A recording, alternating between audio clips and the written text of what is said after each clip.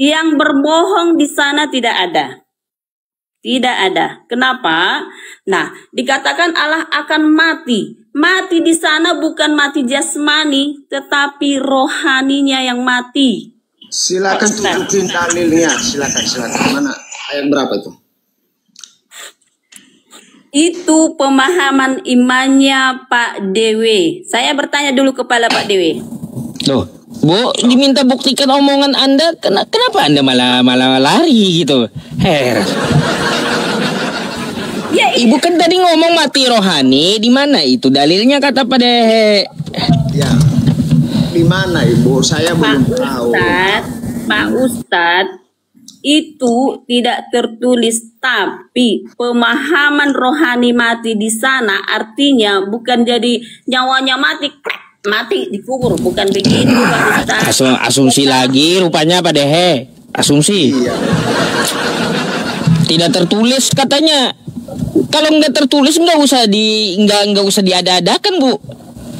Itu Pak Ustadz, kita harus saling menghargai, menghormati agama orang lain.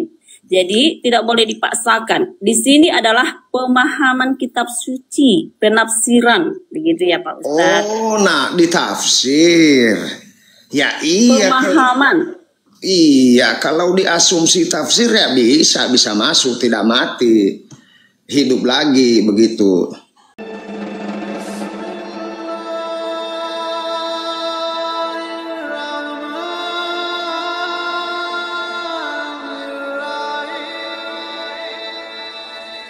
Halo, selamat malam.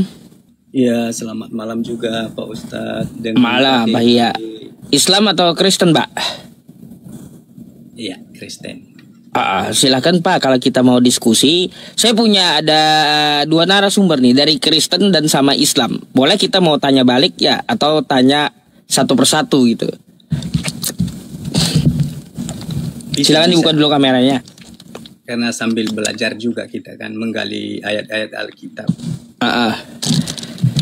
Boleh Pak, kameranya dibuka dulu, silakan.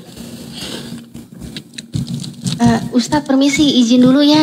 Ini tolong di follow ya teman-teman ya. Ini akun baruku juga nih yang Natalia Iriani 10. Soalnya biasalah kemarin akunku banyak kena serangan ya, serangan tombak. Ya jadi tolong di follow ya biar bisa aktif juga, bisa buat ikut-ikut live, bisa open cam. Mbak, habis live nanti saya kasih buat TikToknya yang nggak bisa kena tombak. Oh iya, TikTok anti rukat itu ya. Oh Punya? iya. Punya sih, cuma kayak nggak enak gitu dipakai gitu ya. Kurang. Saya pakai itu ini. Makanya nggak rungkat-rungkat. Mungkin beda kali sama punya Ustadz ya. Ya itulah, pakai itu aja, nggak apa-apa, aman. Iya. Nanti minta ya Ustadz ya. Ya udah lanjut Pak ya. Selamat malam ya. Mungkin ada yang perlu kita diskusikan. Anda mau bertanya atau mau ditanya? Mantap ya Pak Ustadz. Nggak bisa ditombak ya akunnya ya? Nggak bisa. Mantap. Nanti perlu saya minta itu juga nanti. Mana tahu besok-besok saya mau buka itu juga. Oke. Iya. Anda naik bertanya tentang Islam atau Kristen. Kalau Pak Dehe itu kan teman kita tuh ya, dia dapat dari Protestan tapi sayangnya nggak percaya dengan Paulus katanya. Gitu. Apa? Itu punya prinsip masing-masing, pemahaman masing-masing, itu tidak bisa dipaksa itu Pak Ustadz. Oh, tidak bisa dipaksa. Ya. Oke. Kalau begitu apakah pertanyaan Anda? Iya, mungkin tertarik juga dengan melihat apa ini Pak Ustadz dengan tema Pak Ustadz. Nah itu kalau tema Mbak Natalia sama Pak Dehe tadi. Iya, sama dua-duanya membahas itu tadi. Udah tadi itu ya. Terserah sama Mbak Natalia atau Pak Dehe yang mau jawab nih. Jelaskan tuh judulnya katanya. Iya, jadi mengenai apa tema dan saya menjawabnya sesuai dengan apa yang tertulis saja Pak Ustadz. Tidak bisa berbuat banyak karena ketika kita tambah dan kurangin itu di luar nalar kita, itu sudah dari si jahat. Perbuatan si jahat. Iya, betul. Ya, kalau saya menyikapi tentang siapa yang mengutuk Yesus gitu ya. Kurasa itu dikutip dari surat-surat Paulus ya, yang mengatakan bahwa terkutuklah dia. Mungkin itu ya. Iya, Galatia 3 nomor 13, betul. Salib. Ya, ya. Dilambangkan. Jadi atau itu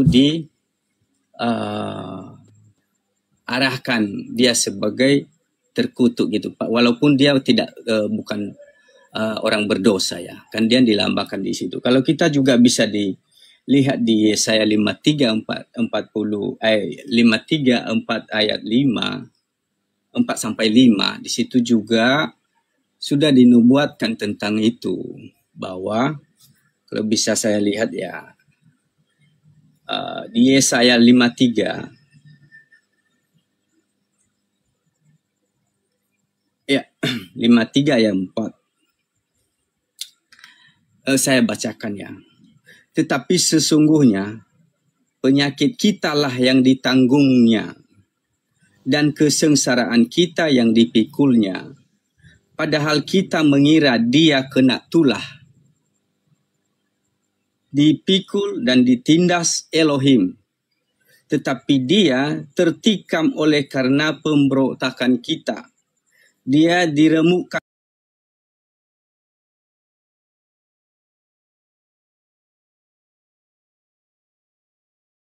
ditimpakan kepadanya, dan oleh bilur-bilurnya kita menjadi sembuh.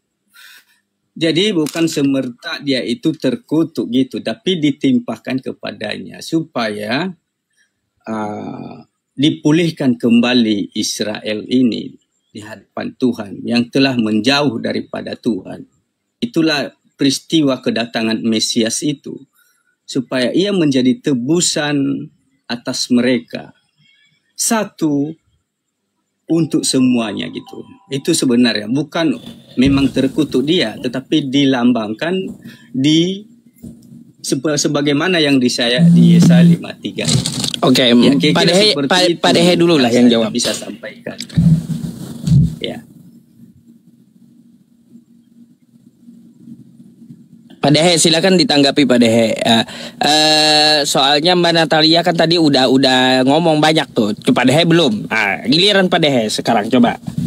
Iya Pak Dehe, maju Pak Dehe. Galatia berapa tadi Pak Ustadz? Galatia 3 pasal 13. Pasal 13. Yang kita tadi bahas ya. Kristus telah menebus kita dari kutuk hukum Taurat dengan jalan menjadi kutuk.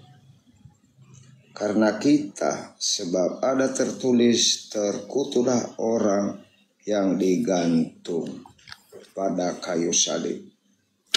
Jadi yang kami tanya ini tadi Pak Hia, siapakah yang menghukum Tuhan, yang menghukum Yesus? Ya. Siapa yang mengutuk Yesus kan di situ? Tadi Bapak yang sebelum Bapak mengatakan bahwa nggak ada jawaban tadi. Oh ya, nggak ada tadi. Jadi di sini siapa yang mengutuk Yesus? Apakah Paulus atau siapa? Iya, baik. Menurut penelusuran saya ya, bahwa memang kata terkutuk itu dilambangkan kepada orang-orang di zaman sebelum itu, bahwa sebelum penyaliban Yesus itu dikatakan bahwa memang yang disalib itu karena dosa-dosa mereka memang terkutuk, Pak. Memang benar itu. Tapi Yesus bukan karena kesalahan yang disalib, tetapi sebagaimana di Yesaya tadi ini, bahwa ditimpakan kepadanya semua dosa-dosa itu gitu ya. Kesalahan-kesalahan bangsa Israel itu dia tebus dengan pengorbanannya gitu Pak. Ya. Jadi kalau tanpa dia, makanya dia itu ditinggikan ya. Makanya disebut dia itu anak Elohim yang maha tinggi ya. Makanya ditinggikan dia lebih daripada nabi-nabi manapun. Jadi oleh karena pengorbanannya, kesetiaannya membawa kabar baik untuk umat Israel, karena ia diutus untuk itu, kan gitu. Jadi dia menjalankan semua tugas-tugas itu sampai setia sampai mati, gitu ya. Dan setelah ia mengalami kematian itu dalam bentuk apapun, dia harus setia sampai mati. Nah, itulah caranya untuk dia mati, disalib, Pak. Jadi cara Paulus menyampaikannya itu sepertinya dia dikutuk gitu maksudnya. Tapi sebenarnya pemandangannya bukan karena dosa ia dianggap seperti dikutuk gitu, tetapi dia disamakan seperti orang yang terkutuk gitu di atas kayu salib, Pak. Bukan berarti Yesus itu dikutuk gitu ya. Tapi pemandangan satu sama yang lain terserah, itu saya tidak bisa ganggu-gugat itu pemahaman masing-masing, Pak. Jadi itu bisa aja salah pemahaman masing-masing. Kalau saya, bukan berarti Yesus itu berdosa maka ia dianggap terkutuk, tidak. Tetapi kutuk itu memang sudah ada sebelum dia disalib. Orang-orang yang berdosa itu, pembunuh, pencuri, dan macam-macam yang berdosa itu memang dikatakan terkutuk dia yang disalib karena dosa itu. Nah, maka dilambangkan juga Kristus ini juga sebagai memikul semua dosa-dosa itu, Pak. Dosa-dosa seperti yang di Yesaya tadi, Pak. Karena ada di Yesaya rujukannya. Jadi ya mau dianggap seperti apa ya tergantung kita masing-masing ya gitu. Tapi yang jelas kita tahu bahwa Yesus tidak akan, bukan karena dosa dia sendiri dia digantung, tetapi karena dosa umat manusia gitu. Di sini karena di sini jadi ya, untuk maaf ya, dipikul dan ditindas Elohim, tetapi dia tertikam oleh karena pemberontakan kita. Dia diremukkan oleh karena kejahatan kita gitu. Ini untuk Yesaya berapa yang Anda bawa? 53, Pak. Oh ya. Ayat 4. Pak Dehe, tanggapi dulu. Nanti saya mau nanggapi Yesaya 53 ya. Iya, jadi saya masih belum begitu mengerti, Pak ya, mohon maaf. Jadi yang mengutuk Tuhan itu siapa? Yang mengutuk Yesus itu dalam kalimat si Paulus ini. Karena Paulus ini saya tidak begitu percaya dengan Paulus. Saya percaya kepada Yesus, tapi kepada Paulus saya kurang percaya. Iya, tapi yang dimaksud Paulus ini terkutuklah. Kenapa dia nggak jelaskan siapa yang terkutuk itu? Apakah Yesus atau orang-orang yang disalib yang lain? Begitu maksud saya. Iya, memang sudah ada di zaman itu, Pak, bahwa memang orang yang disalib itu karena dosa-dosa itu kan terkutuk, Pak. Oh, jadi Yesus sendiri yang terkutuk. Iya, tidak tahu apakah maksudnya terarah kepada Yesus, tetapi dilambangkan gitu ya. Ya, dilambangkan kepada Kristus maksudnya. Tapi itu tergantung pemahaman masing-masing, Pak. Menurut saya Yesus itu disalib bukan karena dosanya ya, bukan dia karena dosanya ya. Kita tahu perjalanan Yesus mulai dari awal sampai bukan berbuat dosa ya kan, tetapi dia mengajarkan perintah-perintah Elohim, perkataan-perkataan Tuhan kan gitu. Lalu Bapak percaya dengan omongan Paulus itu? Ya, namanya kitab itu, Pak, meskipun berbeda-beda pendapat masing-masing, Pak, tapi kita tetap percaya. Nanti tergantung kita bisa memahaminya dari segi apa, Pak. Ya.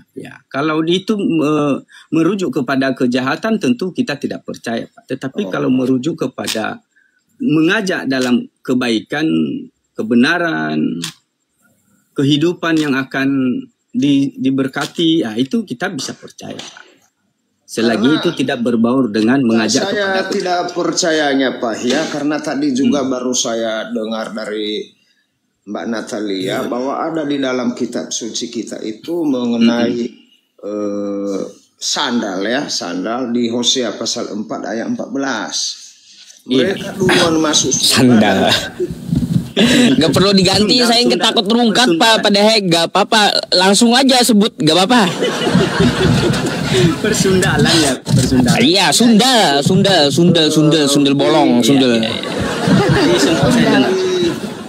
Mereka duluan Ya masuk nggak apa-apa surga. Pak, diungkapkan aja Pak. Karena selagi itu kan kita punya pemahaman berbeda Pak. Tidak harus dipaksa harus mengikuti maunya saya Pak. Jadi Ya, betul. sesuai dengan apa yang kita pikirkan gitu Pak. Nanti kalau kita paksakan kita bisa pusing sendiri.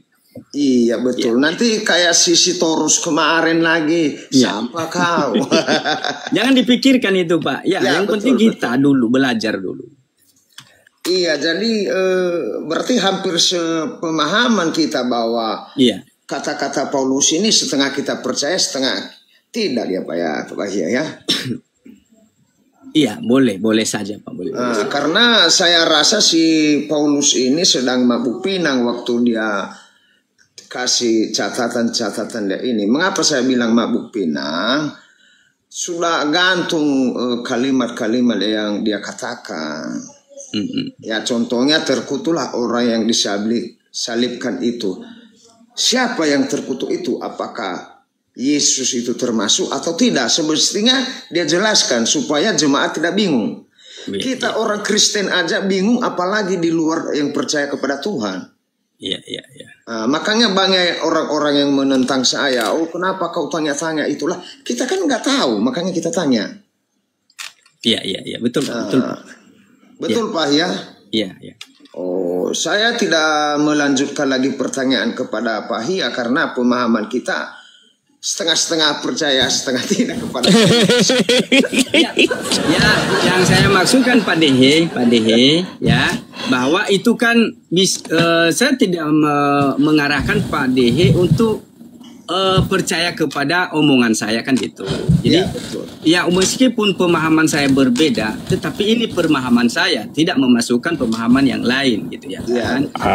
Walaupun dalam pemikiran saya beda, pemikiran Pak Dehe berbeda, itu sama-sama kita hargai gitu kan.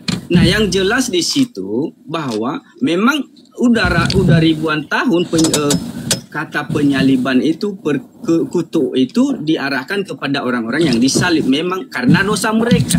Maka karena dosa mereka. Nah, kalau memang Yesus jalan satu-satunya kematiannya adalah disalib penyerahannya, maka kita lihat dulu kondisi Pak. Apakah Yesus disalib karena dosa, tetapi dia disalib karena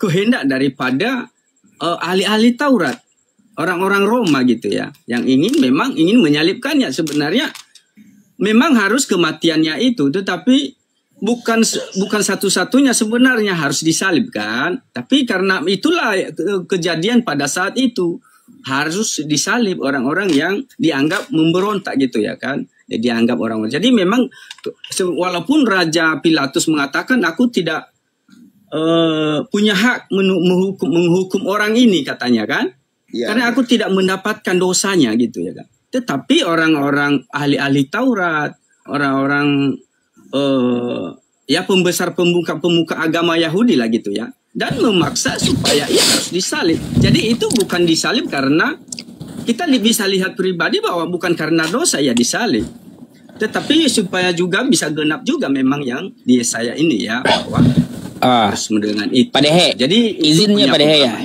Saya mau bahas Yesaya. Anda tadi membawakan Yesaya 53, Pak. Iya. Di ayat Yesaya 53 ayat 4 sampai 5 itu dua ayat. Enggak satu perikop. Ya, yang cocok yang merujuk itu kayaknya cuman ini Pak. Oh, berarti yang lain nggak cocok gitu. Nanti di bawahnya itu kita lihat dulu kan apa rujukannya kan. Oh, berarti kayak gitu namanya ayat yang menguntungkan bagi Anda ambil. Ayat yang tidak menguntungkan Anda tinggal gitu berarti. Nggak apa-apa. Kalau kita harus baca semua sih kayaknya ya terlalu lama sih. Dipilih-pilih. Bagaimana tanggapin? Nggak apa-apa. Iya, coba kalau Anda mengatakan Yesaya 53 itu untuk Yesus, anggaplah satu perikop untuk Yesus. Coba kita bahas di Yesaya 53 nomor 10-nya. apa yang dikatakan dalam Yesaya 53 nomor 10. Tetapi Tuhan berkehendak meremukkan dia dengan kesakitan. Apabila ia menyerahkan dirinya sebagai korban penebus salah, ia akan melihat keturunannya, umurnya akan lanjut, dan kehendak Tuhan akan terlaksana. Jika Yesaya 53 ini untuk Yesus, saya mau banget ya ditunjukkan siapa istri Yesus, berapa anaknya. Ya, gitu. Karena dia akan melihat keturunannya dan umurnya pun akan panjang gitu. Jadi kalau Yesaya 53 ini untuk Yesus, mana keturunan Yesus dan istri-istrinya? Silakan. Baik. Jadi tidak ditunjukkan bahwa dia itu punya istri atau punya anak ya. Tetapi yang dimaksud adalah bahwa setiap orang yang menerima perkataan-perkataan Elohim itu disebut anak-anak Allah juga, para Ustaz.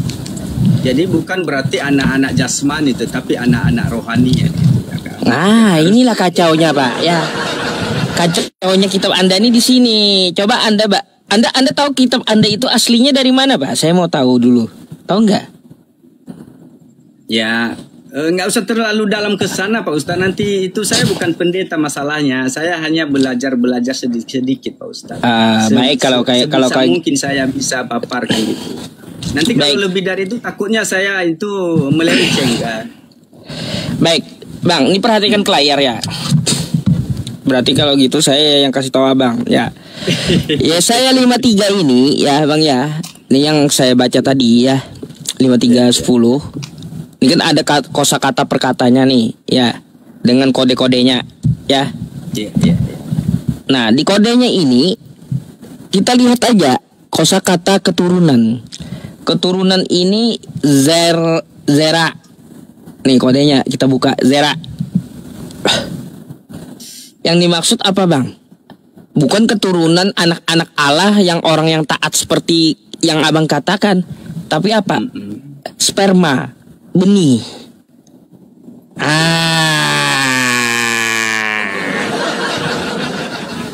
Makanya yang dimaksud keturunan di situ bukan yang dimaksud anak-anak Allah, bukan, tapi keturunan asli, sperma. Iya. Kayak gimana tuh?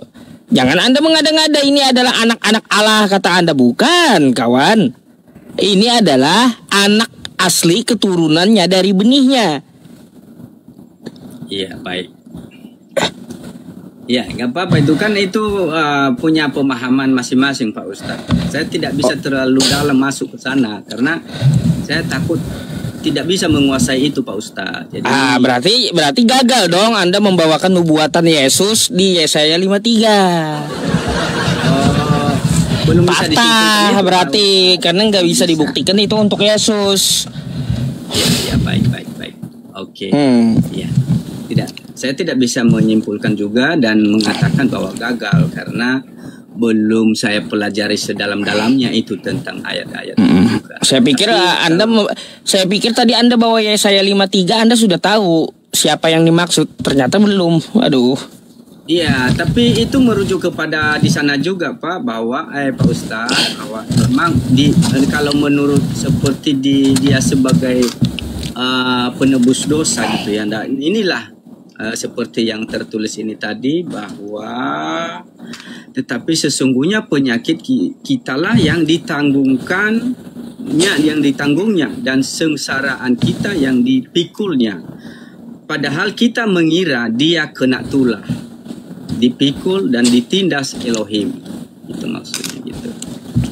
Ya, jadi kalau saya riwayatkan sedikit secara pemikiran saya bahwa makanya ada di mana ya, satu saya ambil ayat dulu ya, pernyataannya ya Pak Ustadz ya.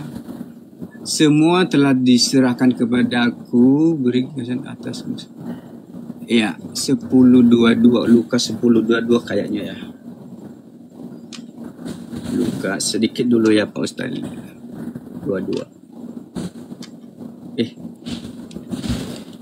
Lukas 10:22.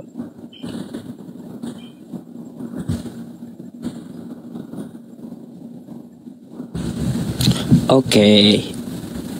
Lukas 10:22. tahu entah mana ini ayat.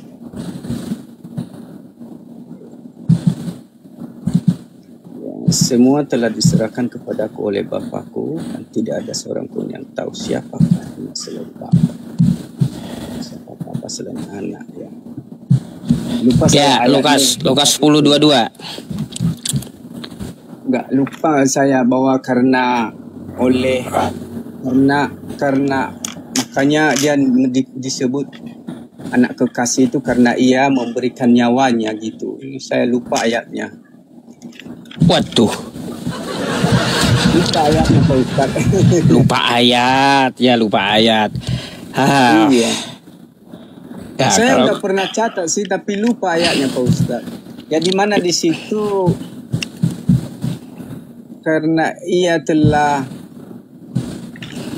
lupa di mana lah ya ayatnya. Ayat itu kira-kira yang dikatakannya bahwa karena aku memberikan nyawaku gitu ya kan.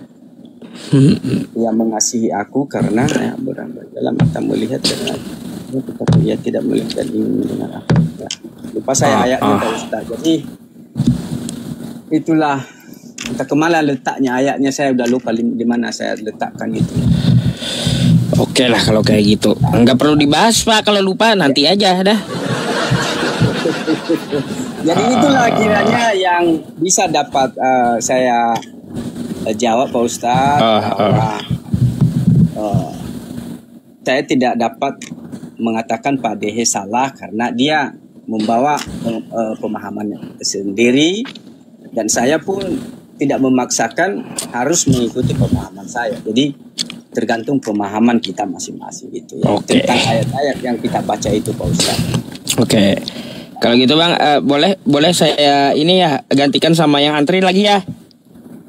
Oh baik. Terima kasih. Yahoo Pak Dehe. Oke. Oke. Selamat malam. Malam Pak ya. Ustadz, aku Aduh. izin sebentar Ustadz, mau Ah. nyapa-nyapa dulu sekalian promosi YouTube ya Ustadz ya. Hmm. Ya, buat teman-teman ya, saudara-saudaraku yang nonton di TikTok ini 10.000 ya, 10.000 lebih yang nonton. Jangan lupa ya, pastikan udah subscribe channel YouTubeku, channel YouTube-nya Ustadz Yusuf ya. Jadi live kali ini disiarkan di berbagai channel YouTube. Ada, ini tadi yang aku lihat ada 11 channel ya. Waduh. Kalau channel, iya ada 11 channel YouTube Ustadz yang lagi nyari kita. Jadi jangan lupa ya, dari 11 channel YouTube ini ya, kalau pastikan udah nonton di channel YouTube utamanya kita ya. Channel YouTube-nya Ustadz Yusuf, Ustadz Debat Agama, terus channel YouTube saya lagi nge-live-kan juga, Natalia Iriani dan juga Hijrah Khadijah. Terus ini juga assalamualaikum buat saudara-saudaraku di channel YouTube lainnya ya, ada di Sugi Kristologi. Terus ada di Handi Celebes ya. Terus ada juga di mana nih? Fahmi Agia, assalamualaikum. Ya saudara-saudaraku ada di Dede Yuli Channel. Terus ada di Ikhlas Dunia Akhirat.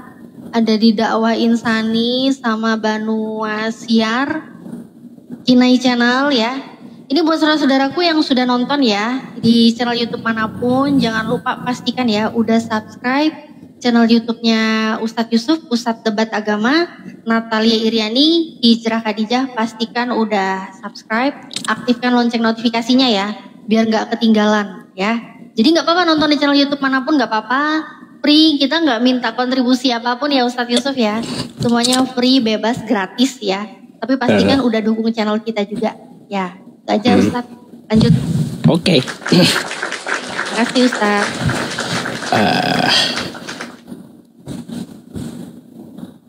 Naikin lagi satu nih. Saya lapar ini, mau nyate domba dulu nih. Halo, selamat malam. Malam Bang. Malam Bang. Dari Kristen Bang. Katolik Bang, Katolik. Nah, open cam dulu Bang. Ya, dibuka dulu kameranya.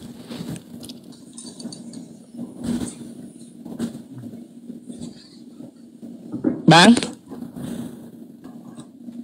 Bang. Halo Bang. Ya, silakan dibuka dulu kameranya. Oh ya.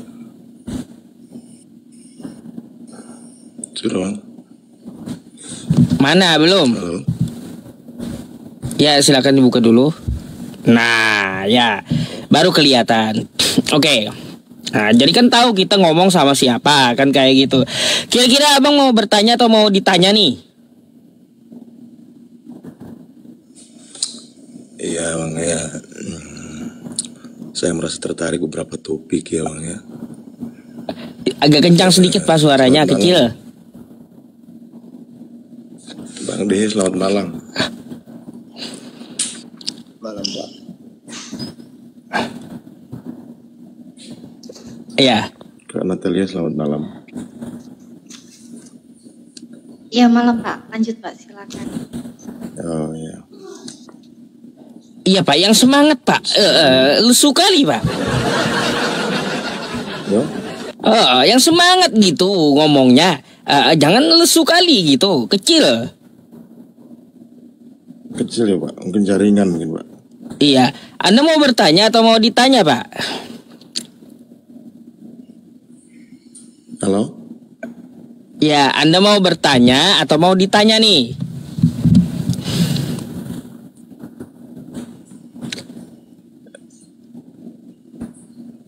Pak?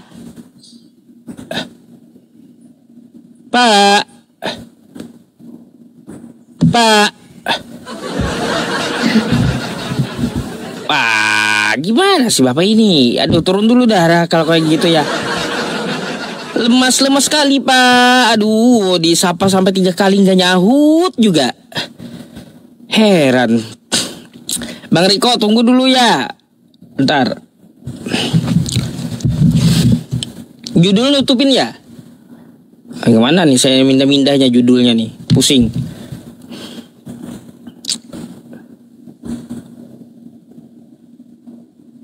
Halo, selamat malam. Selamat malam. Nah, saya cukup 2 kali aja. Kalau panggilan terakhir nanti malaikat maut aja suruh. Iya.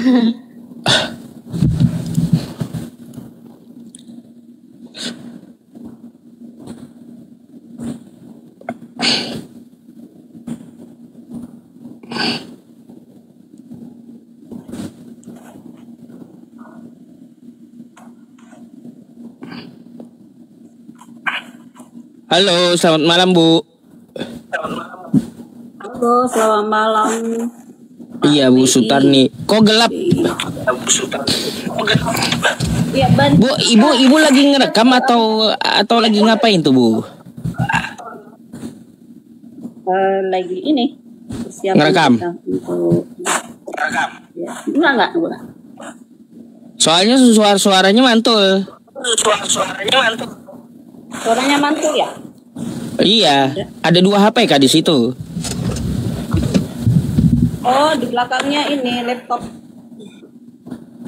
Iya, mantul suaranya. Ini udah enggak. Oh iya.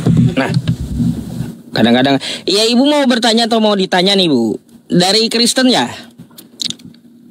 Iya, saya Katolik. Katolik. Iya, Katolik lagi. Baik. Baik. Anda mau bertanya atau mau ditanya? Boleh bertanya dulu. Ini tadi Silakan. bilang ada 2 perwakilan ya. Satu Mbak Narmali, nama ini Pak Dehe ya. Ini Pak Dehe Protestan, Mbak Natali Muslim, saya Islam. Oh gitu. Nah, jadi yang mau saya tanya, Pak Dehe sebenarnya percaya sama siapa?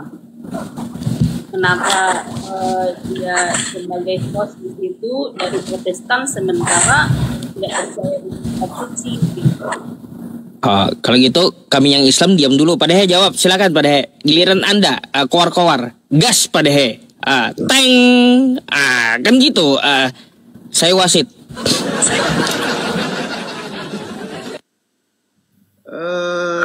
Maksud ibu percaya kepada siapa? Siapa maksudnya? Ya, maksud saya dari kemarin saya melihat Bapak itu debat itu dengan Kristen, Bapak itu tidak percaya akan Yesus begitu. Jadi status Bapak itu sebagai apa sih gitu? Ibu dengar dari siapa saya tidak percaya kepada Yesus? Kapan saya berbicara bahwa saya tidak percaya kepada Yesus? Ya, oke. Nah, setiap ada Enggak, Ibu jawab dulu. ya ini saya Ibu menjawab. dengar ke siapa bahwa saya itu tidak percaya kepada Yesus? Ya, oke. Nah, setiap tamu yang datang Kristen ini, Kristen semua, Pak Dehe selalu memberontak dengan kitab suci begitu. Tidak percaya dengan Paulus, dengan kitab suci, dengan banyak kitab suci yang kitab kita itu Pak Dehe nggak percaya gitu, menentang begitu. Jadi Pak Dehe sebagai apa sih statusnya? Itu yang saya tanyakan, Kristen atau Islam? Iya, Pak Dehe, jujurlah padaku, gitu maksudnya. Jujurlah Pak Dehe. Tuhan itu satu, tak boleh percaya sama si A, si B. Ini tidak boleh, Pak Dehe. Jadi pertanyaan Ibu ada berapa macam? Biar saya jelaskan satu-satu. Satu. Tuhannya Pak Dehe siapa? Itu dulu. Makanya Pak Dehe di situ tapi nggak tahu siapa yang mau Pak Dehe wakilkan gitu. Yang mau Pak Dehe apa namanya itu? Ya, yang mau Pak Dehe dukung begitu ya. Saya datang ke sini bukan mewakilkan siapa-siapa. Bu Sutarnya, bolehkah Ibu setelah Ibu ngomong di mute gitu? Mantul, Bu.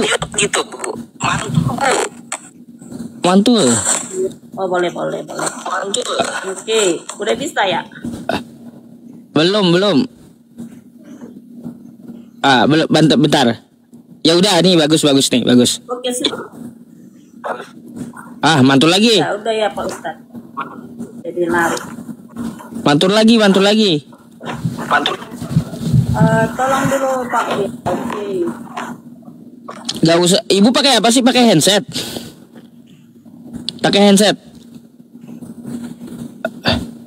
Gak ada suaranya sekarang. Kita Pak Ustadz. Gimana? Silakan Pak Dehe.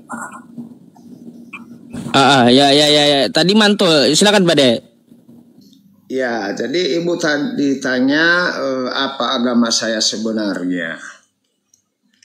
Ya, dari sejak saya masuk ke Pak Ustadz ini, orang yang sudah menonton mengenal saya sebagai orang Kristen Protestan. Hanya orang-orang yang tidak percaya kepada Yesus yang tidak percaya kepada saya. Karena saya sudah jelaskan berulang-ulang. Sebelum saya lahir, saya sudah Kristen. Pengikut Yesus saya, bukan pengikut Paulus. Jadi sebelum saya lahir di dunia ini, saya sudah dibawa ke gereja oleh orang tua saya. Dan didoakan di gereja. Jadi kenapa saya tanya, mungkin karena Ibu Kristen biasa-biasa aja. Karena di Kristen itu kalau kita bertanya dikatakan kau tidak percaya kepada Tuhan.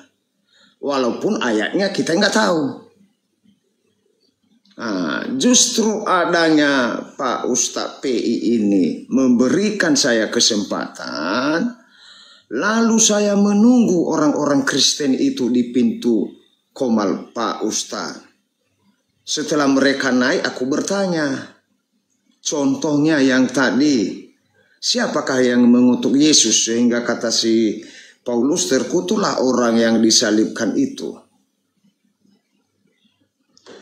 Karena di dalam agama Kristen sendiri di dalam gereja tidak pernah dibahas ini, Bu.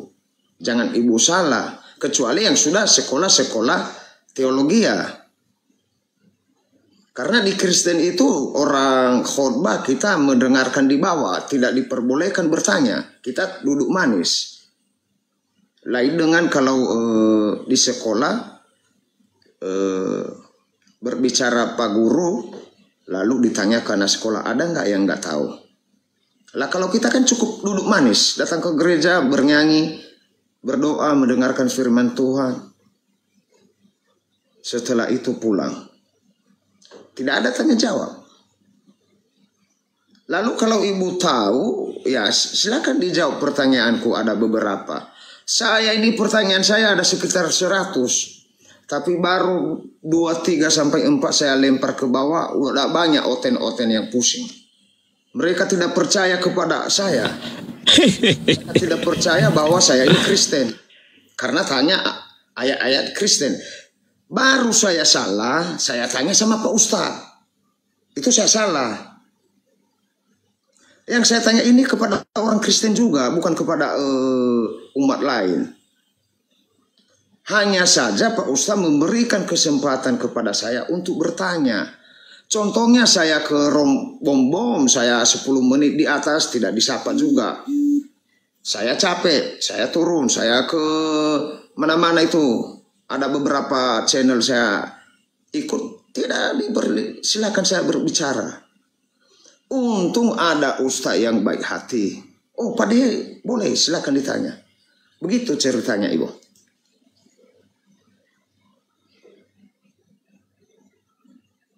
Oke, sudah boleh saya tanggapi? Silakan. Orang yang percaya kepada Yesus, maka dia percaya dengan kitab suci.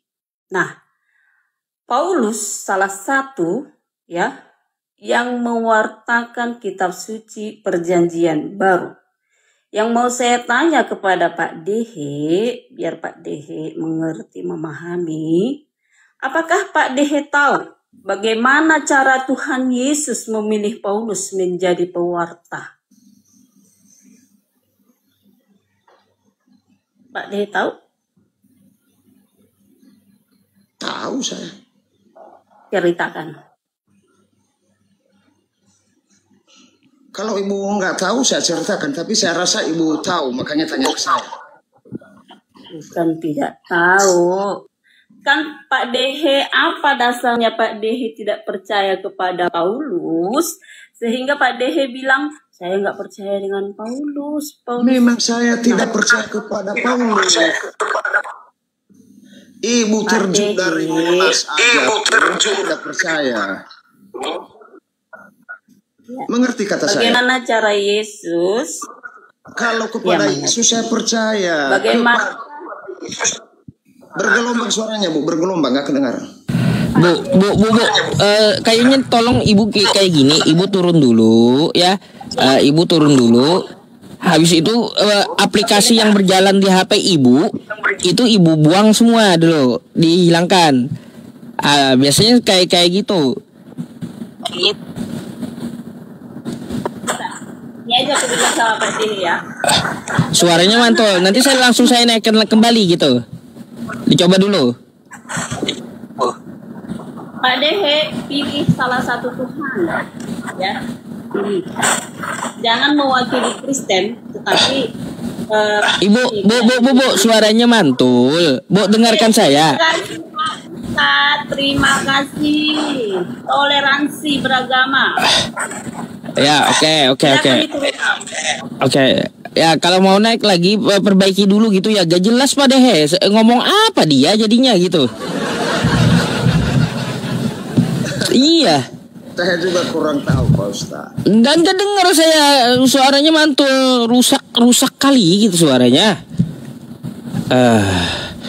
Oke, ya sebentar Mbak Natalia. Mbak Dehe nih ya, ada iklan sedikit dari Bang Riko dah.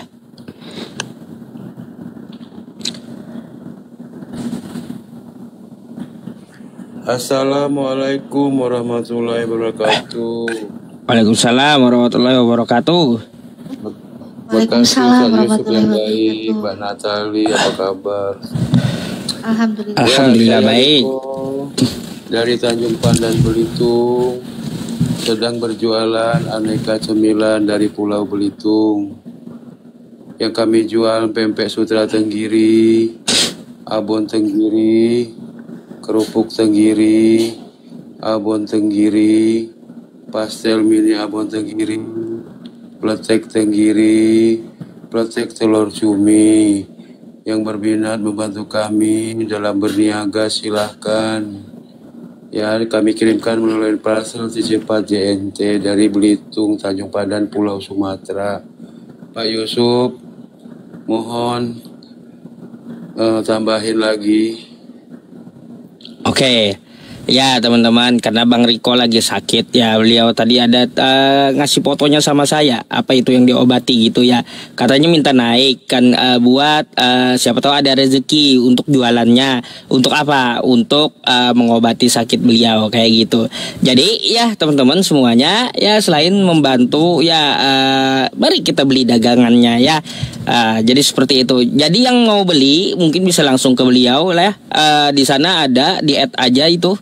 Ada nomor HP-nya atau langsung bisa kirim DM ke ini akunnya gitu ya. Oke. Iya Pak, terima kasih banyak. Sama-sama Bang Riko. Ya. Assalamualaikum Waalaikumsalam warahmatullahi wabarakatuh. Waalaikumsalam warahmatullahi wabarakatuh. Cemilan enak ini, pempeknya enak loh itu loh. Namanya Riko jualan cemilan, Riko jualan cemilan tadi ya. Oke, kita naikin lagi yang lain. Mana yang Kristen nih? Kasih.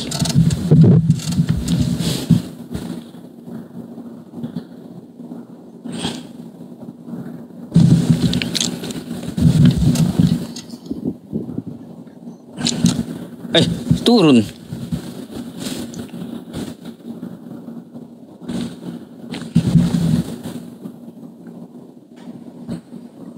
Elsu, selamat malam.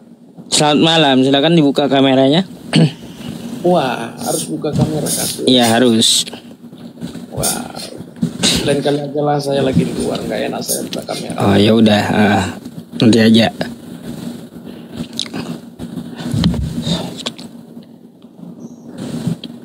Mana akun Riko tadi Ustadz? Akunnya Riko jualan cemilan. Ketik aja di TikTok.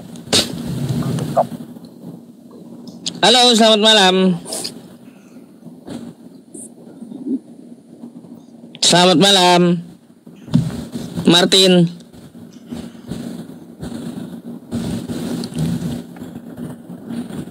Gak jelas nih, yang minta naik kagak jelas. Yang Kristen mana? Yang Kristen mana? Coba tulis saya Kristen gitu. Langsung saya naikin nih. Yang mana? Yang mana? Sabar, sabar. Saya lihat komentar dulu. Namanya siapa nih? Yang mau diskusi Kristen, yang mau diskusi. Ibu tadi naikin. Mana ibu tadi? Nggak ada. Ada di bawah dia bos, lagi komen dia. Hah? Ada di bawah dia lagi komen dia. Namanya? Sutani tadi ya. Nggak ada minta naik.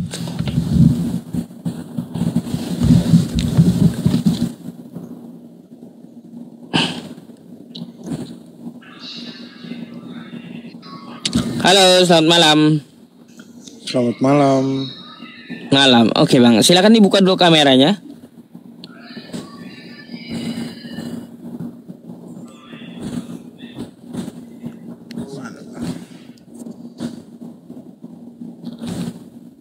Halo bang. Halo. Halo bang. Yo. Iya dibuka kameranya bang. Sudah bang. Mana orangnya sudah? Ini bang. Nah ya oke. Abang dari Kristen Protestan atau Katolik sih?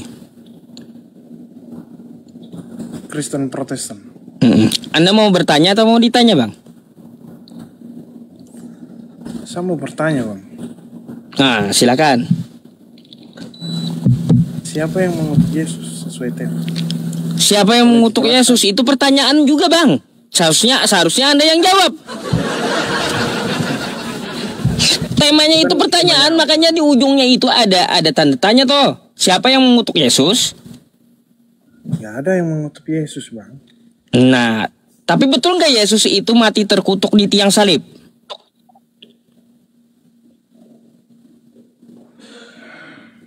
Mati terkutuk? Tidak. Tidak. Pak, berat ini Pak Dehe. Terkutuk itu disumpahin orang. Dikutuk. Terkutuk itu disumpahin orang. Sepakat saya. Sepakat Bang. Terkutuk itu disumpahin orang. Abang coba baca nih Bang. Abang coba ambil Alkitab Abang. Galatia 3 nomor 13 Bang.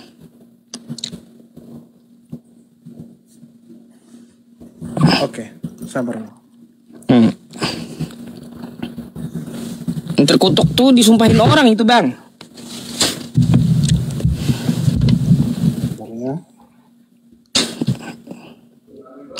Masih ada nggak teman-teman bunyi AC-nya nggak ada lagi ya?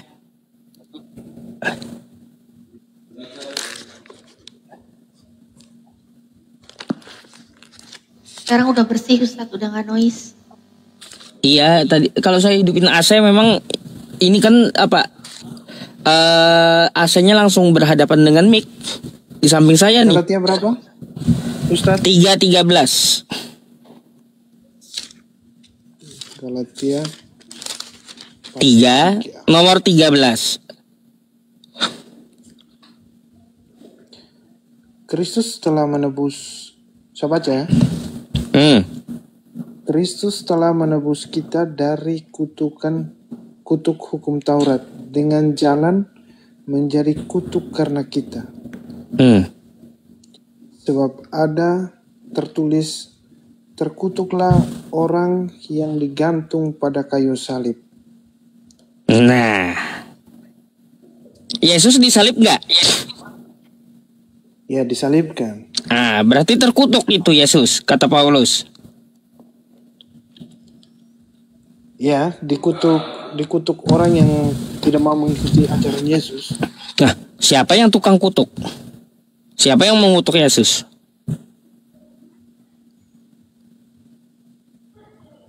Para ahli-ahli Taurat. Ahli-ahli Taurat mengutuk Yesus. Iya. Waduh, ahli-ahli Taurat mengutuk Yesus. Berat ini. Berarti di situ betul Yesus mati terkutuk.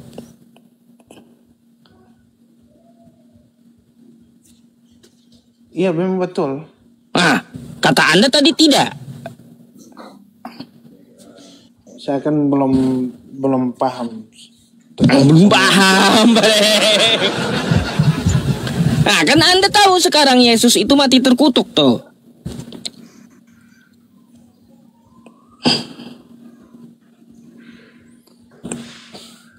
Betul nggak Bang? Betul. Betul. Yesus terkutuk. Pak Dehe bantahlah. Yesus terkutuk katanya. Udah saya buka jalannya dah. Tinggal Pak Dehe aja lagi meremes-remes ya.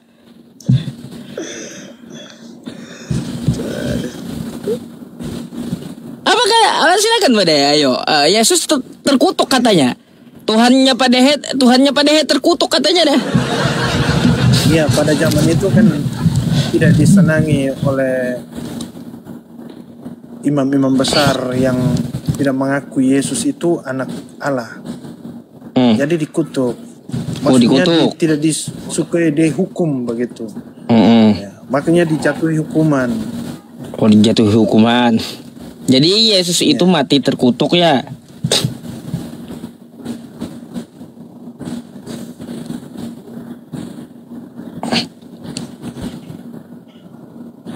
Iya kah Bang? Dihukum mati. Iya, dia dihukum mati. Matinya mati terkutuk kan?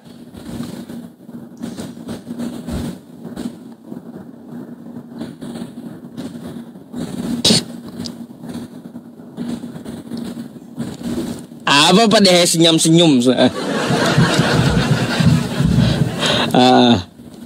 Betul nggak Yesusnya mati terkutuk?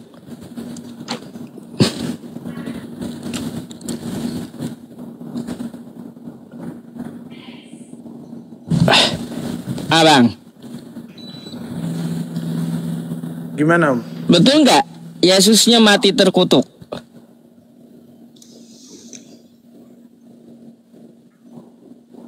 Sama-sama. Sabar dulu.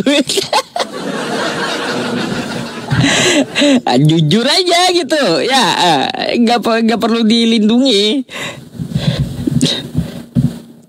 Ya dikutuk hukum Taurat itu, tapi itu bukan menjadi dasar iman. Ya. Hah? Bukan menjadi dasar iman? Kan dasar imannya toh salib toh, betul ya? Salib itu tuh lambang dosanya manusia. Lambang dosa manusia, pada salib. Iya. Ini agak beda ini kayaknya nih. Jadi disitulah waktu Yesus mati di salib itu dia mati terkutuk. Ya dihukum bukan dikutuk. Tulisannya kayak gimana tadi yang Anda baca? Ini kan dibaca semua dulu baru bisa ditafsirkan begitu. Oh iya, dibaca satu aja. Bang, dibaca satu aja masalah, apalagi dibaca semua. Banyak banget masalahnya nanti. Jadi kita baca satu aja gitu ya. Yang kita ambil poinnya masalah terkutuk aja. Galatia 3 nomor 13. Betul nggak Yesus mati terkutuk? Ini kan dibaca semua dulu. Dimenangkan oleh karena iman. Ya.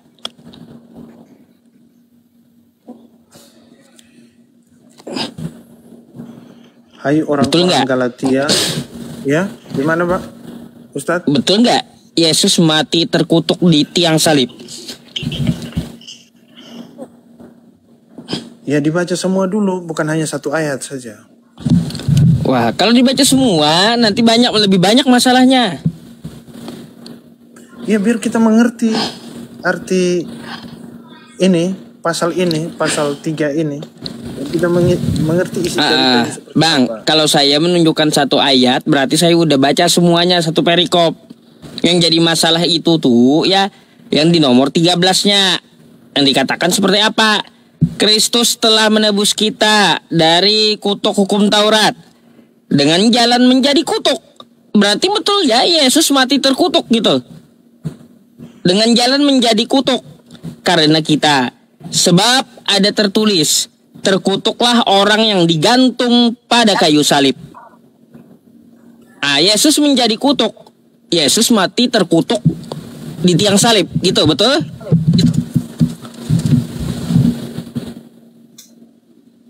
Itu kan tafsiran satu ayat. Tafsiran itu yang tertulis. Ketawa apa deh? Itu dari yang tertulis itu. Yang tertulis yang dikatakan Paulus kayak gitu. Tafsiran apanya? Itu yang tertulis bukan tafsiran. Makanya Ya, baca Galatia 3 nomor 13. Ya makanya sabar baca dulu. Iya, baca, silakan baca.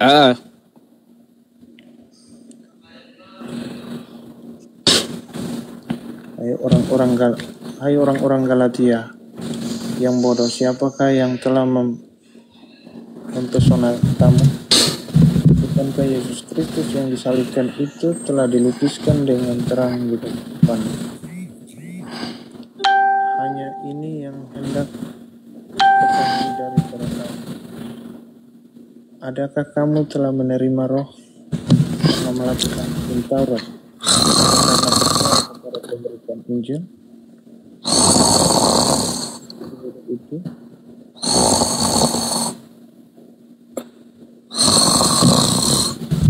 Itu udah ketiduran saya.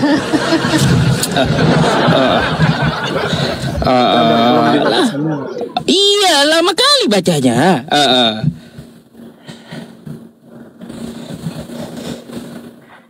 Suaranya dia juga kecil banget Ustadz, suaranya dia.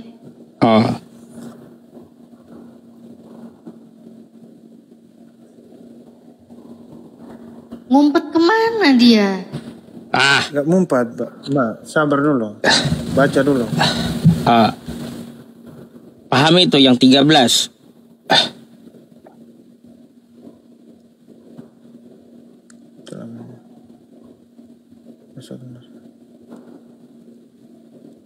Serahkan roh kepada yang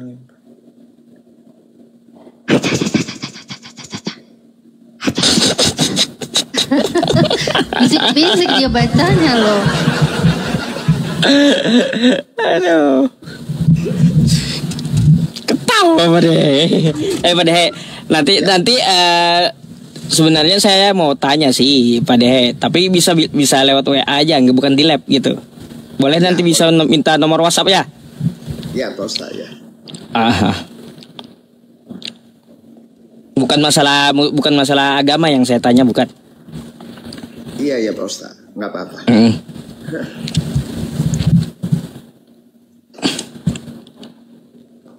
Ngapain dia? Kamu ngapain, Bang? Bang, kemana Bang? Lagi bertelur atau kayak gimana ya Tetu Bang? lagi bertelur kah? Kayak gimana? Iya. Iya, ngapain dia? Lama kali gitu.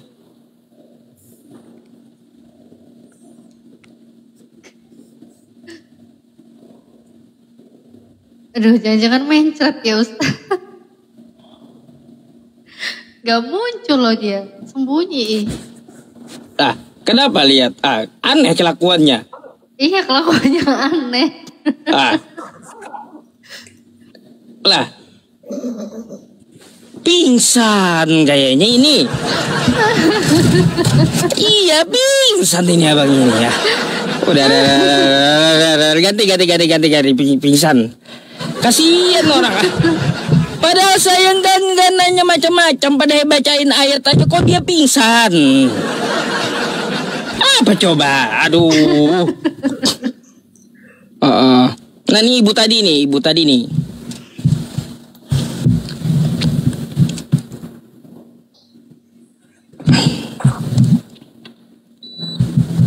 Halo Bu. Selamat malam Pak Ustadz. Selamat malam ya. Nah ini kagak mantul Bu. Silakan buka kameranya. Ya, ini bagus nih, nggak mantul. Pak Ustadz tolong kameranya di.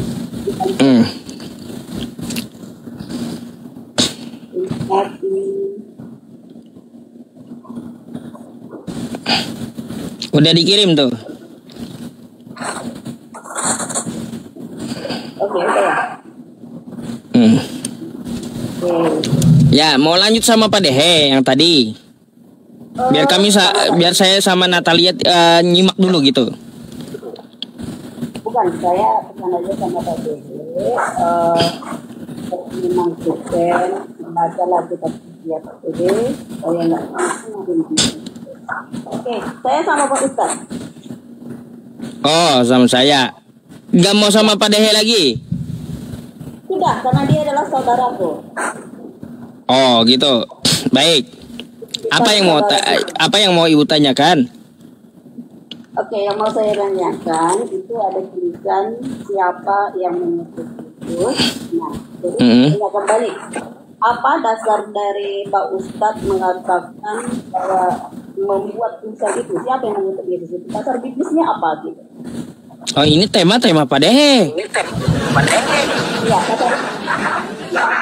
Nah, Galatia 3 nomor 13 tadi yang dibahas. Galatia 3 nomor 13. Tapi Anda percaya dengan Paulus enggak? Kalau saya percaya dengan Yesus, itu artinya saya percaya dengan kitab suci. Karena enggak percaya Paulus. Iya, percaya. Oh, percaya, ya udah, silakan gunakan kitab Paulus kan gitu. Ya. Kristus telah menebus kita dari kutuk hukum Taurat dengan jalan menjadi kutuk pada kita, sebab ada tertulis, terkutuklah setiap orang yang digantung pada tiang kayu. Nah, jadi di situ artinya Pak Ustadz, pada zaman itu, pada setiap perayaan Paskah itu ada orang yang harus disalibkan. Nah, jadi pada saat itu orang yang disalibkan itu adalah terkutuk itu. Nah, jadi mengapa Yesus itu disalibkan? Nah, di dalam perjanjian lama sudah ada dinubuatkan bahwa Allah akan mengutus Yesus untuk menyelamatkan manusia. Nah, jadi Yesus memberi dirinya disalibkan untuk menebus dosa manusia. Yang harusnya disalib itu adalah manusia. Makanya itu yang dikatakan Paulus, itu yang dijelaskan Paulus. Karena manusia sudah melanggar hukum Taurat, maka manusia itu harusnya kami ini Kristen ini yang harus disalibkan. Tetapi karena kasih Yesus yang begitu besar, sehingga dia memberikan dirinya untuk menebus dosa manusia, sehingga dia yang disalibkan, memberi dirinya untuk disalibkan. Itu Pak Ustadz. Coba Anda baca di situ, ya. Dia menjadi kutuk. Dia menjadi kutuk. Berarti Yesus mati terkutuk, betul? Terkutuk. Pak Ustadz, pemahamannya bukan begitu. Bukan begitu. Jadi, kalau mana? Kan kayak gitu yang tertulis. ya, oke. Bu, mantul lagi suara ibu, Bu. Mantul lagi, Bu. Mantul. Suaranya doubling lagi, Bu. Double, Bu. Ibu pakai laptop atau kayak gimana gitu? HP. Oke, udah bisa Pak Ustadz? Gimana nih? Sudah. Ada. Bagus. Enggak mantul. Tadi mantul terus. Ya, di situ berarti dia betul menjadi kutuk. Mantul lagi. Oke. Mantul, Bu, mantul. Sudah? Enggak tahu nih, saya ngomong dulu. Ya tadi kata saya ya di Galatia 3:13 itu ya Yesus menjadi kutuk dan mati di tiang salib dengan cara terkutuk, betul?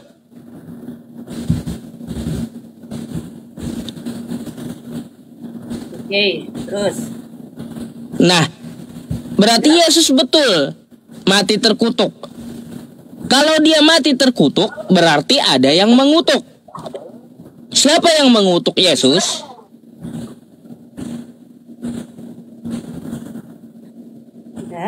Udah. Oke.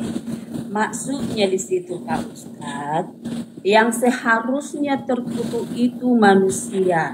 Jadi Paulus itu menyadarkan manusia karena dosamu lah maka Yesus itu dikutuk. Itu artinya Pak Ustadz.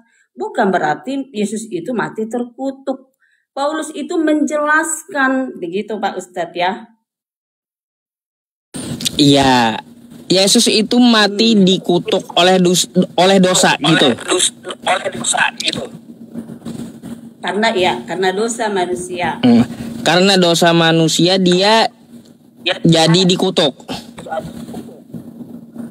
Bukan karena dosa manusia dia jadi dikutuk.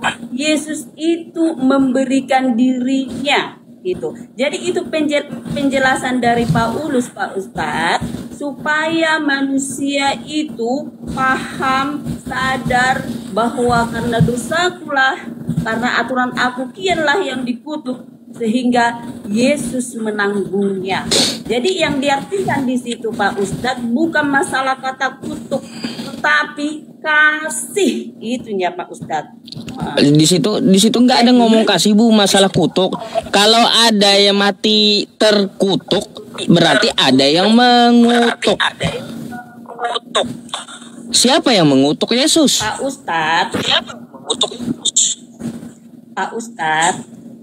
Ingat sebelum saya ini jelaskan, ingat toleransi beragama. Nah, kalau sudah Kristen menjelaskan, jangan dipaksakan Pak Ustadz. Karena di dalam pembacaan kitab suci itu ada pemahaman Roh Kudus. Jadi mengerti, memahami nalar. Dongeng, Bu, dongeng. Tidak boleh disalahkan. belakang. Saya cuma nanya. Iya. Kalaunya dia mati terkutuk, berarti ada yang mengutuk. Kan gitu. Siapa yang mengutuk? Yesus. Ustadz, tidak ada dikatakan di situ mati terkutuk. Udah. Nah, baca lagi dah, baca ulang ayatnya, baca ulang. Coba Ustadz baca, coba. Nih ya, saya baca ya. Nih, Kristus telah menebus kita dari kutuk hukum Taurat dengan jalan menjadi kutuk. Tuh, jalan menjadi kutuk. Ya. Dengan jalan menjadi kutuk karena kita. Jadi karena dosa kalian, Yesus itu jadi terkutuk gitu. Karena kata Paulus ada tertulis. Apa yang digantung? Nih, terkutuklah orang yang digantung pada kayu salib. Iya. Nih, Yesus menjadi kutuk. Dengar, Pak Ustadz, dari saku. Sudah, oke. Di sini dikatakan terkutuklah setiap orang yang digantung pada kayu salib. Ada dikatakan itu. Nah, dasarnya Yesus itu disalibkan kenapa? Itu kan karena dosa manusia. Harusnya manusia inilah yang dikutuk, begitu. Dikutuk, begitu ya Pak Ustadz. Tapi karena begitu besar kasih Yesus kepada manusia, begitu besar kasih Allah kepada manusia, sehingga mengutus putranya Yesus Kristus untuk menebus dosa manusia. Dengan cara harus memberi dirinya disalibkan. Dengan cara mati terkutuk. Bukan dengan cara mati terkutuk, beda. Kayak gimana pula muter-muter jadinya? Ustadz yang berputar-putar. Lah. Makanya Pak Ustadz, ini nggak bisa Ustadz terima ini. Kenapa? Karena Pak Ustadz tidak percaya dengan Roh Kudus untuk mengerti dan memahami. Jujur aja Bu, ya Pak Dehe aja paham dia. Pak Dehe jelas tidak paham. Karena dia itu setengah-setengah imannya, nggak tahu Kristen dia, Islam dia, aduh, udah ya.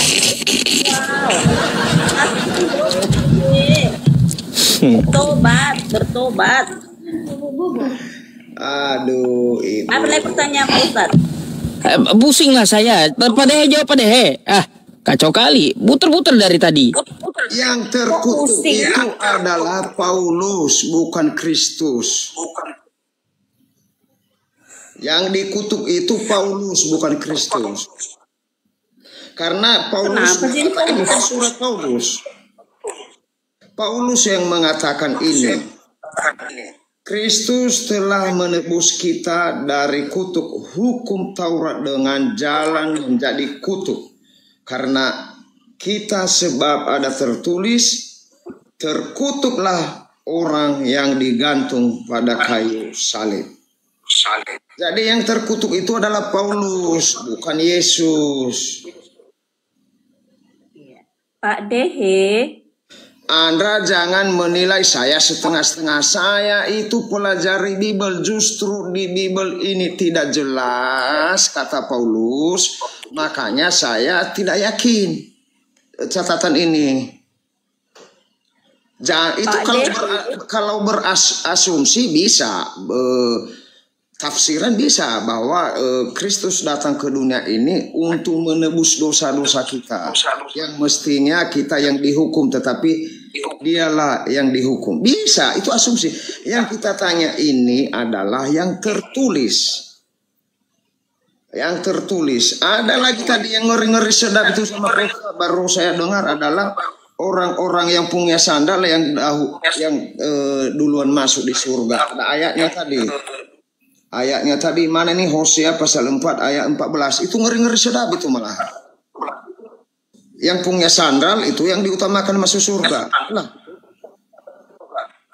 ini masih mendingan ini. Maka Makanya tadi saya bilang, Ibu, saya itu tidak percaya sebagian isi Alkitab. Kalau model-model begini saya kurang percaya. Karena ini kan yang mengatakan ini Paulus, bukan Yesus, bukan Tuhan.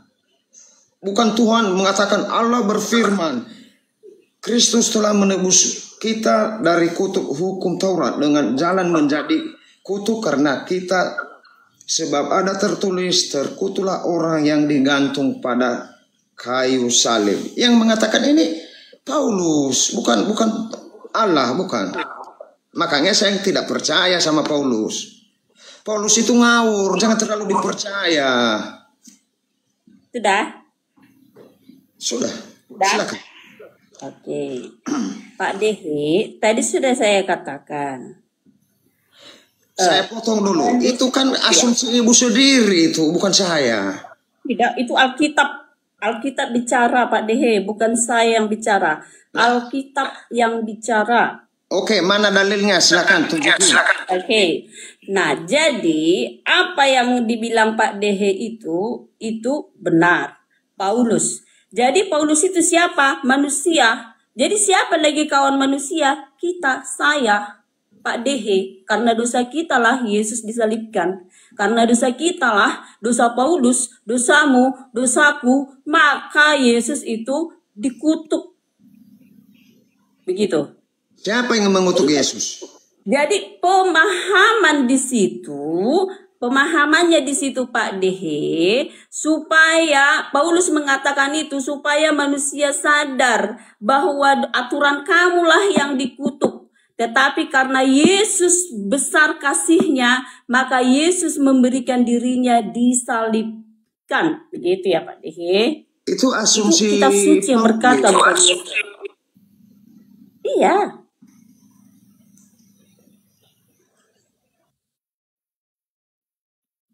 Ada lagi yang mau ditanya? Tanya mana itu, Bu? Di Alkitab terdapat di mana itu? Baca. Itu tadi Galatia yang dibaca tadi, itu pemahamannya. Iya, itu pemahamannya. Itu saya bilang tadi, itu asumsi. Jadi masuk akal kita kalau kita asumsikan dia ke sana.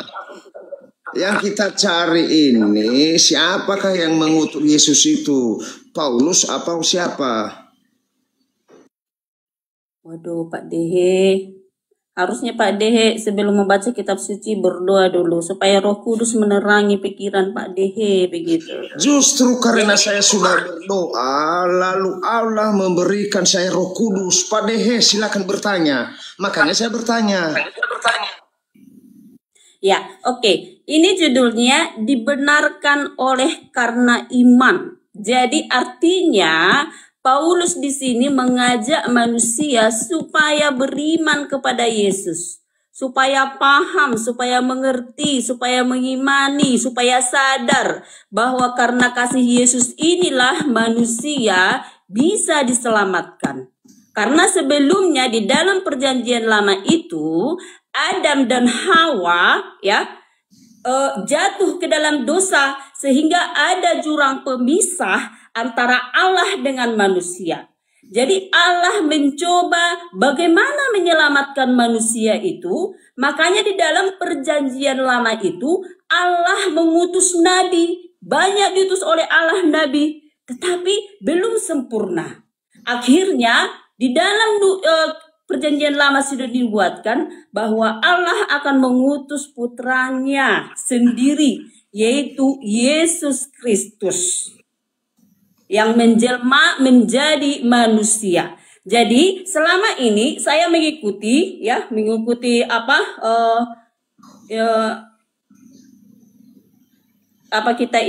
live kita ini selalu dikatakan Kristen itu memuji manusia, anak manusia. Nah, anak manusia di situ maksudnya bahwa Yesus itu 100% manusia, 100% kealahannya. Jadi dengan cara Yesus diutus di dalam perjanjian baru itu, maka Yesus mewartakan, menyempurnakan hukum Taurat itu dengan kasih. Jadi di dalam Kristen itu hukum yang paling tinggi itu adalah kasih. Sekalipun itu dicaci maki orang Kristen tidak akan pernah marah, membalas, tidak. Kenapa? Karena iman itu tidak hangus. Iman itu, kepercayaan kepada Yesus itu tetap ada. Karena apa? Karena Yesus mengatakan hukum kasih yang paling utama dan terutama adalah kasih, mengasihi, begitu.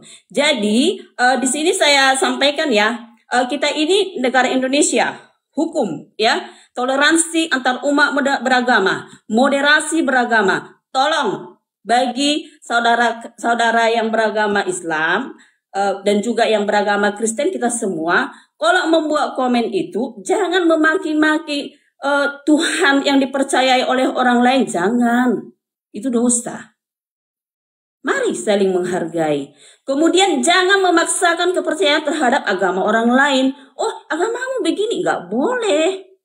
Kalau kamu tidak memahami, ya udah, terima kasih, refleksikan gitu. Oke, saya kembalikan kepada host, Ustadz. Tanggapilah Pak Dehe. Anda bicara sama Pak Dehe, kan saya nyimak dulu dari tadi. Mengenai apa? Mic-nya Pak Dehe, mic-nya. Jadi saya nggak begitu percaya dengan kata-kata ibu karena itu semua asumsi. Nah, jadi yang saya tertarik adalah ibu mengatakan tadi manusia jatuh di dalam dosa. Nah, kenapa bisa manusia jatuh di dalam dosa? Di kejadian mana itu menurut ibu? Itu saya agak menarik sedikit ke sana. Mic ibu itu saya mute Bu karena apa, mantul suaranya. Habis ngomong langsung tutup dulu mic-nya gitu ya. Oke. Pak Dehe, mengenai manusia jatuh ke dalam dosa itu dalam kitab Kejadian Perjanjian Lama, yaitu Adam dan Hawa. Mereka ditempatkan di Taman Eden. Jadi Allah memberikan tempat yang indah buat mereka. Tapi ada satu yang tidak boleh dilanggar oleh mereka, yaitu tidak memperbolehkan untuk mengambil buah pengetahuan. Jadi iblis kan ada. Iblis itu siapa? Malaikat yang menyerang kepada Allah. Nah, iblis ini sehingga dia menginginkan bahwa dunia ini maunya pengikut dia, begitu. Jadi iblis menyamar seperti ular dan juga merayu si Hawa untuk mengambil buah itu. Karena buah itu adalah buah pengetahuan. Bu, kasih Pak Dehe-nya lagi lah ngomong gitu. Kepanjangan kayak kereta api Bu. Ya kagak ngertiin jadinya. Pak Dehe, ini ditanggapilah Pak Dehe. Bentar Pak Ustadz. Singkatnya, manusia itu jatuh ke dalam dosa karena apa? Karena kesombongan. Jadi memang kita menyadari manusia itu, dosa yang paling besar itu adalah kesombongan. Ingin sama dengan Tuhan, ingin sama dengan Allah. Nah disitulah manusia jatuh ke dalam dosa. Sehingga ada jurang pemisah antara Allah dengan manusia. Oke, saya kembalikan kepada Pak Dehe. Ya, terima kasih Bu. Jadi sangat tertarik lagi saya ini. Ibu mengatakan tadi bahwa dosa terbesar adalah kesombongan. Berarti dosa-dosa membunuh orang tidak besar itu, kecil menurut Ibu. Apa bagaimana? Kedua, Ibu mengatakan tadi Kejadian pasal 3 ya, ayat di situ tertera bahwa Tuhan melarang memakan buah pohon yang ada di Taman Eden, buah pengetahuan yang baik dan yang jahat, yang baik dan yang jahat ya. Lalu ada pertanyaan saya di sana Bu, saya menarik juga itu ya. Yang berbohong di Taman Eden itu Kejadian pasal 3 ayat 1 sampai 5, Tuhan atau ular? Karena dikatakan di sana, biar saya baca ya. Adapun ular ialah yang paling cerdik dari segala binatang di darat yang dijadikan oleh Tuhan Allah. Ular itu berkata kepada perempuan itu, tentulah Allah berfirman, semua pohon dalam taman ini jangan kamu makan buahnya, bukan? Lalu sahut perempuan itu kepada ular itu, buah pohon-pohonan dalam taman ini boleh kami makan. Tetapi tentang buah pohon yang ada di tengah-tengah taman, Allah berfirman, jangan kamu makan ataupun raba buah itu, nanti kamu mati. Tetapi ular itu berkata kepada perempuan itu, sekali-kali kamu tidak akan mati. Tetapi Allah mengetahui bahwa pada waktu kamu memakannya, matamu akan terbuka dan kamu akan menjadi seperti Allah, tahu tentang yang baik dan yang jahat. Pertanyaan saya di sini adalah, di percakapan ini siapa yang berbohong? Ular atau Allah? Karena di sini juga tertera bahwa mereka tidak makan setelah makan buah itu. Silakan jawab. Baik. Pertanyaan, maaf bagi yang komen itu, ini dasarnya adalah kitab suci ya, bukan ngarang. Jadi kalau mau tahu searching di Google ya, jangan, bukan ngarang, nggak boleh. Karena kami Kristen ini tidak boleh menambah dan tidak boleh mengurang isi kitab suci. Saya setuju itu. Saya setuju. Nanti dijawab sesuai dalil aja berarti. Oke. Untuk menjawab yang pertama, dosa yang berat ya. Kata ibu tadi. Ya, yang saya sampaikan itu sesuai dengan teks, yaitu jatuhnya manusia ke dalam dosa. Jadi mengapa dikatakan dosa kesombongan? Itu tadi yang Bapak baca itu. Jika kamu memakan itu kan rayuan ular. Jika kamu memakan itu, maka kamu sama dengan Allahmu. Nah, jadi manusia itu kan ciptaan. Coba Bapak bayangkan dulu ciptaan. Nah, kita ini kan ciptaan. Jadi ingin sama dengan Allah. Wow, begitu. Saya mau sama dengan Allah. Akhirnya si Hawa itu mengambil buah itu dan memakannya. Sesuai dalil aja, Bu, biar cepat. Sesuai dalil aja, jangan ngarang. Jangan asumsi, sesuai dalil aja. Silakan. Tidak ngarang, ya oke. Nah, jadi kita kembali ke pertanyaan Bapak. Nah, jadi bagaimana dengan dosa membunuh? Berat juga. Kenapa? Karena kita itu tidak boleh mengambil nyawa manusia. Kenapa? Karena manusia itu adalah ciptaan Allah. Yang berhak mengambil nyawa manusia itu hanya Allah. Itu dia, Pak. Itu jawabannya. Mengenai itu. Baru mengenai apa lagi pertanyaannya, Pak? Yang berbohong di kejadian 3 ini 1-5 ular atau Tuhan? Oke, yang berbohong itu siapa? Saya tanya lagi balik sama Pak Dehe. Pak Dehe, pertanyaanmu, kok bisa kamu menuduh Allah yang berbohong? Jawab dulu pertanyaan saya. Yang berbohong di sini ular atau Tuhan? Silakan dibaca ulang. Baiklah. Yang berbohong di situ, tidak ada kata berbohong di situ. Ular itu merayu Adam dan Hawa untuk mengambil buah pengetahuan yang ada di Taman Eden, Pak Dehe. Sehingga si Hawa mengambil buah itu dan mereka jatuh ke dalam dosa. Kenapa jatuh ke dalam dosa? Karena cerita lagi ibunya bolak-balik. Yang ditanya pada Dehe itu poinnya langsung. Di situ kayak gini deh ya, singkatnya kayak gini. Tuhan berkata, kalau Adam makan buah itu, maka dia akan mati. Terus ya iblis atau ular berkata, kalau Adam makan buah itu, maka Adam tidak akan mati. Setelah dimakan Adam buahnya, ya ternyata Adam tidak mati. Siapakah yang dusta? Tuhan atau ular? Simpel aja jawabannya, nggak kesana kemari gitu loh. Heran saya. Pak Ustadz Yusuf yang terhormat, nggak usah heran ya, akan saya jelaskan. Nah, Bu, yang diminta itu jawaban bukan penjelasan, jawaban. Iya, akan saya jawab dengan penjelasan. Sudah? Oke. Yang berbohong di sana tidak ada. Tidak ada. Kenapa? Nah, dikatakan Allah akan mati. Mati di sana bukan mati jasmani, tetapi rohaninya yang mati. Silakan tunjukin dalilnya. Silakan. Mana ayat berapa itu? Itu pemahaman imannya Pak Dewi. Saya bertanya dulu kepada Pak Dewi. Loh, Bu, diminta buktikan omongan Anda, kenapa Anda malah lari gitu? Heran. Ya, Ibu kan tadi ngomong mati rohani, di mana itu dalilnya kata Pak Dehe?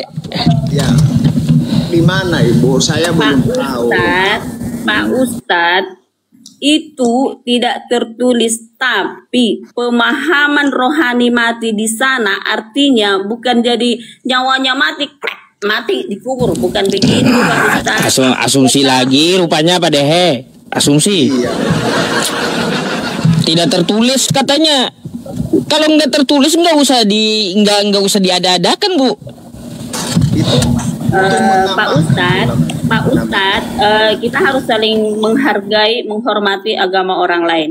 Jadi tidak boleh dipaksakan. Di sini adalah pemahaman kitab suci, penafsiran, begitu ya Pak Ustadz. Oh, nah ditafsir. Ya iya. Pemahaman. Iya, kalau diasumsi tafsir ya bisa masuk, tidak mati, hidup lagi begitu.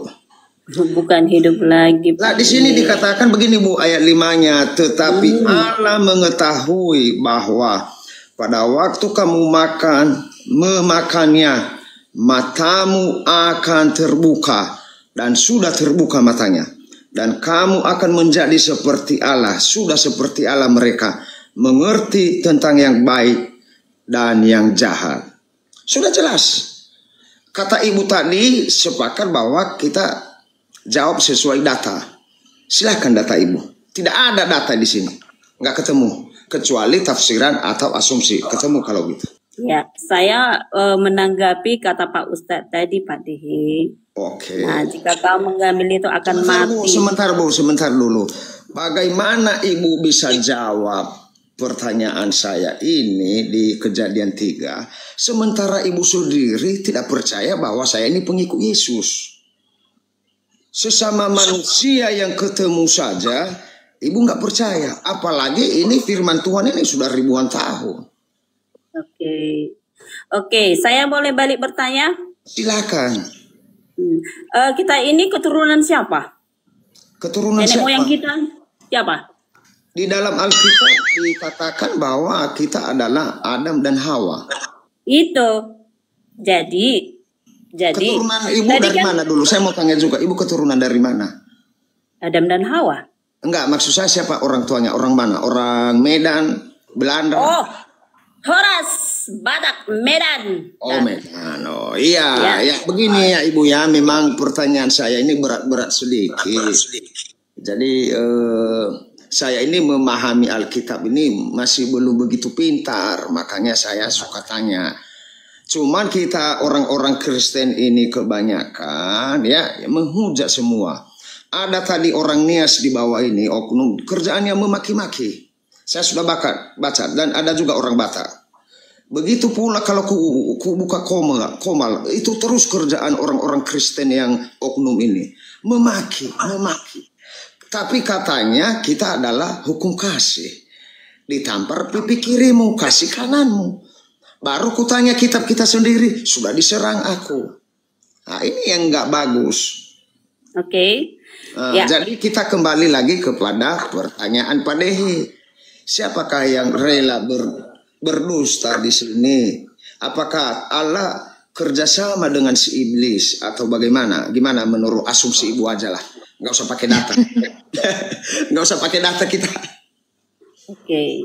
Makanya saya ajak dulu Pak Dehe untuk pemahaman Roh Kudus ya, dipahami. Roh Kudus itu kan Roh Allah.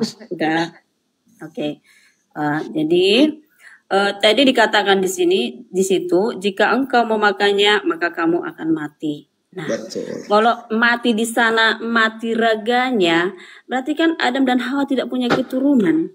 Itu makanya dikatakan penafsirannya itu yang mati itu bukan raga tetapi rohani, begitu. Oh, berarti jadi, firman Tuhan ini harus ditambahkan sebenarnya. Ya, jadi yang berbohong di sana tidak ada. Tidak Karena ada. memang iblis itu adalah memiliki kekuatan, ya, memiliki kekuatan. Dia kan malaikat, ya. Satu langkah lagi baru sama kekuatannya dengan Allah. Jadi dia kan malaikat yang memberontak kepada Allah, begitu. Nah, jadi kembali tadi ke apa kita bacaan kita, ya tidak ada yang berbohong, memang benar. Sebelumnya kan Adam dan Hawa kan di situ kan telanjang. Baca kitab itu Kejadian, garang ya. Sudah aku baca makanya aku tanya. Ya, masuk ke ini nih, yang komen-komen ini, yang asal-asal komen ini, boleh kamu baca ya, tak boleh seperti itu ngarang tidak ada ngarang, itu ada dalam kitab suci Kejadian, bacalah ya. Oke, jadi di situ memang benar setelah Adam dan Hawa memakannya, maka mereka menyadari bahwa mereka telanjang. Mereka tahu mana yang baik, mana yang salah. Sebentar saya potong Bu ya. Berarti mereka ini bukannya mati tapi semakin pintar ya di sini. Semakin pintar karena mereka memakan buah pohon pengetahuan. Oh, berarti Allah itu berfirman berbohong, tidak jadi mati. Jadi mati rohani bukan mati jasmani, begitu? Iya, mati rohani. Makanya itu saya katakan tapi tadi. Kenapa Tuhan nggak berbicara bahwa kamu akan mati rohani nanti? Jangan makan. Ditambahkan ayatnya supaya lebih tahu kita. Waduh, Pak Dede, itu dia pemahamannya. Makanya saya kembalikan lagi pemahaman itu. Begini Bu, kita itu harus. Begini Bu, kenapa saya tanya? Kita sendiri orang Kristen masih ragu, apalagi umat yang lain. Maaf, iya. Saya nggak ragu. Iya, Mengikuti 100% tidak ragu. Kenapa saya ragu dikatakan? Jadi, sebentar Pak Dehe. Ya, boleh. Sebentar. Oke. Tadi pertanyaan Pak Dehe begini, ya manusiawi orang mengkomentari Pak Dehe, ya. Pertanyaan Pak Dehe, mengapa tadi ada orang Kristen mengkomen saya, mencaci maki saya begini begono? Benar. Secara manusia kita ini manusia menilai, ya. Pak Dehe ditempatkan oleh Pak Yusuf di situ ya sebagai perwakilan Kristen, ya. Kita nggak paham Pak Dehe di situ sebagai perwakilan Kristen. Itu nggak perwakilan itu. Kecuali tadi saya ditempatkan di situ, itu baru perwakilan Kristen, begitu. Jadi wajar mereka mencaci maki Pak Dehe, wajar, ya secara manusiawi. Jadi artinya pilih siapa Tuhanmu, gitu ya Pak Dehe. Saya mengajak Pak Dehe untuk untuk percaya satu Tuhan, pilih satu Tuhan. Siapa yang harus kita percaya? Memang menurut ibu saya ada berapa ribu Tuhan saya. Dari tadi saya bilang ke ibu saya itu pengikut Yesus. Kenapa selalu sampai jam begini selalu kata ibu percaya satu Tuhan? Menurut ibu berapa Tuhan yang kugendong ini? Menurut saya, ya lebih dari satu. Anda, saya sudah berdosa menghakimi saya. Lebih dari Yesus Anda ini menghakimi saya. Saya nggak menghakimi Pak Dehe. Pak Dehe tadi yang bertanya kan? Lah, Pak Dehe yang bertanya. Itu kata ibu satu saja Tuhan. Seakan-akan ibu melihat saya ini ada banyak Tuhan. Saya dulu. Nah, saya tidak menghukumi Pak Dehe. Justru Pak Dehe tadi bertanya, Bu, mengapa orang Kristen itu diajari kasih, tetapi komen-komen di bawah tadi memaki-maki saya? Kan itu tadi pertanyaan Pak Dehe. Ya wajar dong. Kata ibu ini, barusan ibu ngomong bahwa saya ini, ibu mengatakan bahwa makanya Pak Dehe cukup 1 tahun, satu Tuhan. Nah, satu Tuhan. Lalu menurut ibu banyak Tuhanku ini. Ada berapa ekor Tuhanku? Pak Dehe. Ada berapa ekor Tuhan? Ekor ya. Ekornya ya. Ada ekornya awal. Keras sih Pak Dehe berapa ekor. Saya sudah gabung kepada Ustaz. Saya dulu. Bicara dulu saya. Saya sejak bertemu Pak Ustaz ini, saya mengatakan bahwa saya orang Kristen. Tidak pernah saya mengatakan saya Kristen di rumah, Islam di luar. Tidak pernah. Dan beliau tahu Bahkan kalau saya ke gereja, teman-teman TikTok semua tahu saya live di gereja. Saya pelayanan di gereja. Tetapi ada sendiri seorang pengikut Yesus atau pengikut Paulus tidak percaya bahwa saya punya Tuhan satu. Kenapa ibu sampai begitu? Seakan-akan Tuhan saya ini dua, di sebelah satu, kiri satu, di sebelah kanan saya satu. Oke. Saya itu hanya percaya kepada Tuhan yang menciptakan langit dan bumi. Ibu paham? Paham. Nah, begitu. Jadi nanti ditanya anak-anak ibu siapa pada itu? Islam bukan, Kristen. Ya, biar ibu paham. Jangan bilang-bilang lagi dua Tuhan. Saya katakan kau nanti halal darahmu disalibkan kalau begitu. Oke, satu, ada saya yang sampaikan. Kita ini kan ditonton oleh puluh ribuan ya. Jadi betul. Saya memesankan kita kan berbicara tentang Allah yang nomor satu. Jadi saya pesankan kepada Pak Ustadz itu kan sebagai Ustadz. Jadi artinya ketika seseorang yang tidak bertanggung jawab mengatakan Tuhan itu berapa ekor, itu tak perlu ditertawai, tak perlu. Justru kita merasa berdosa kita. Halo Bu, kenapa saya tertawa karena kalimatnya nggak pas dan memang lucu gitu. Lucu ya, kalau Tuhan punya ekor. Salah bicara. Saya yang salah. Bukan Pak Ustadz yang salah, saya salah menyampaikan. Pak Ustadz kan di bidang agama. Ya iya. Ketika bukan berarti saya nggak boleh tertawa. Bolehlah kalau ada hal lucu saya tertawa. Aneh-aneh aja. Ketawa aja nggak boleh. Iya. Harus gini Ustadz, harus gini. Masa saya harus beron terus gitu aja deh ya. Beron aja. Mulutnya harus gini, gitu tuh kayak Bu Sutami tuh, gitu. Gak ada hubungannya itu, wajar orang ketawa karena kalimatnya pun kagak pas. Ya, itu kalimat saya yang salah, Bu, bukannya Ustaz. Memang kita sebagai manusia bukan berarti saya katakan tidak boleh tertawa. Saya jujur suka tertawa ya. Tetapi yang mau kita ketahui itu apa? Ketika kalimat-kalimat teristimewa kepada Allah itu tak boleh. Allah itu kudus. Allah itu yang menciptakan langit dan bumi, Pak Ustadz. Harus kita sembah sujud. Ya tahu. Karena walaupun kita berbeda ajaran, kita itu sama satu asal. Sekarang saya mau tanya sama Ibu, Tuhan itu ada ekor nggak? Hah? Itu pertanyaan yang tidak perlu dijawab. Kan aneh gitu loh, pertanyaannya aja aneh. Bikin ketawa gitu, Tuhan masa punya ekor? Pertanyaannya aja ibu dengar aneh kata ibu, makanya saya ketawa. Iya, pertanyaannya aja udah aneh. Aduh, lucu. Bu Sutani, memang agak kaget semua orang Kristen. Kenapa Pak Dehe bertanya kita? Aku kan nggak mengerti, Bu. Aku belum begitu paham, jadi aku bertanya. Saya juga nggak salah. Saya kan nggak bertanya ke Pak Ustadz. Enggak, saya bertanya kepada sesama orang-orang Kristen. Nah, begitu. Jadi kejadian tadi jangan sampai lupa, Bu. Kejadian tadi jawaban yang pasnya belum ada ya. Kenapa nggak ada pasnya, Pak? Ya itu pasti. Iya, itu kalau kita asumsikan. Yang tidak pas itu Pak Dehe. Berapa Tuhan saya? Ya, saya nggak tahu berapa Tuhan Pak Dehe. Kalau memang Pak Dehe percaya kepada Yesus, berarti Kristen, berarti satu Tuhan Allah Yesus Kristus kan? Kalau Kristus Kudus. Kan ibu yang mengatakan tadi Pak Dehe harus satu Tuhan. Seakan-akan ibu melihat Tuhan saya ini banyak. Ya memang. Lalu boleh Pak Ustadz boleh dilanjut beberapa menit lagi, ada yang saya tanya sama ibu. Kak, soalnya boleh Pak, enggak apa-apa. Ini kan terakhir juga ya, setidaknya setengah satu lewat lah, 7 menit lagi kita bubar gitu.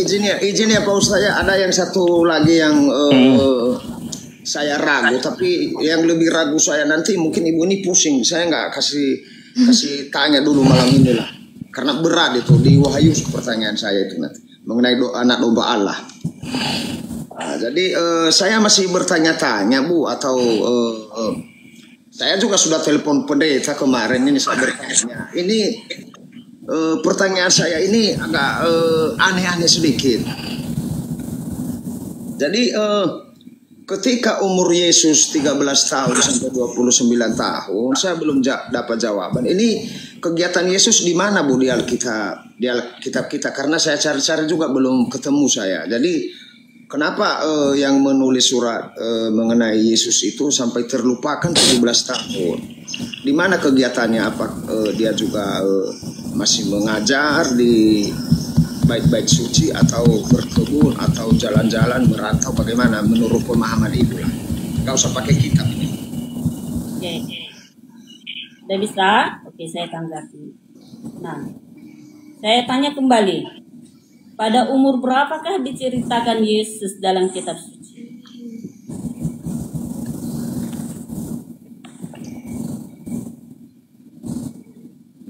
Ibu jawab dulu pertanyaan saya, jangan bertanya balik. Iya, biar saya jawab. Pada umur berapakah Yesus diceritakan di dalam kitab suci? Sebelum lahir Yesus itu sudah diceritakan sebelum lahir. Ya. Jadi dijawab dulu pertanyaan saya. Saya ini bukan TK ditanya. Kita udah pelajari waktu SM itu. Oke. Jadi Pak Dehe, di dalam kitab suci itu umat Kristen itu, wartakanlah apa yang ada dalam kitab suci. Jangan tambahi, jangan kurangi. Karena di dalam kitab suci dan juga di dalam perjanjian lama, nabi-nabi itu pun tidak ada dijelaskan usianya dari sekian ke sekian, beginilah dia, tidak. Sama. Karena kalau ditulis semua itu tidak muat.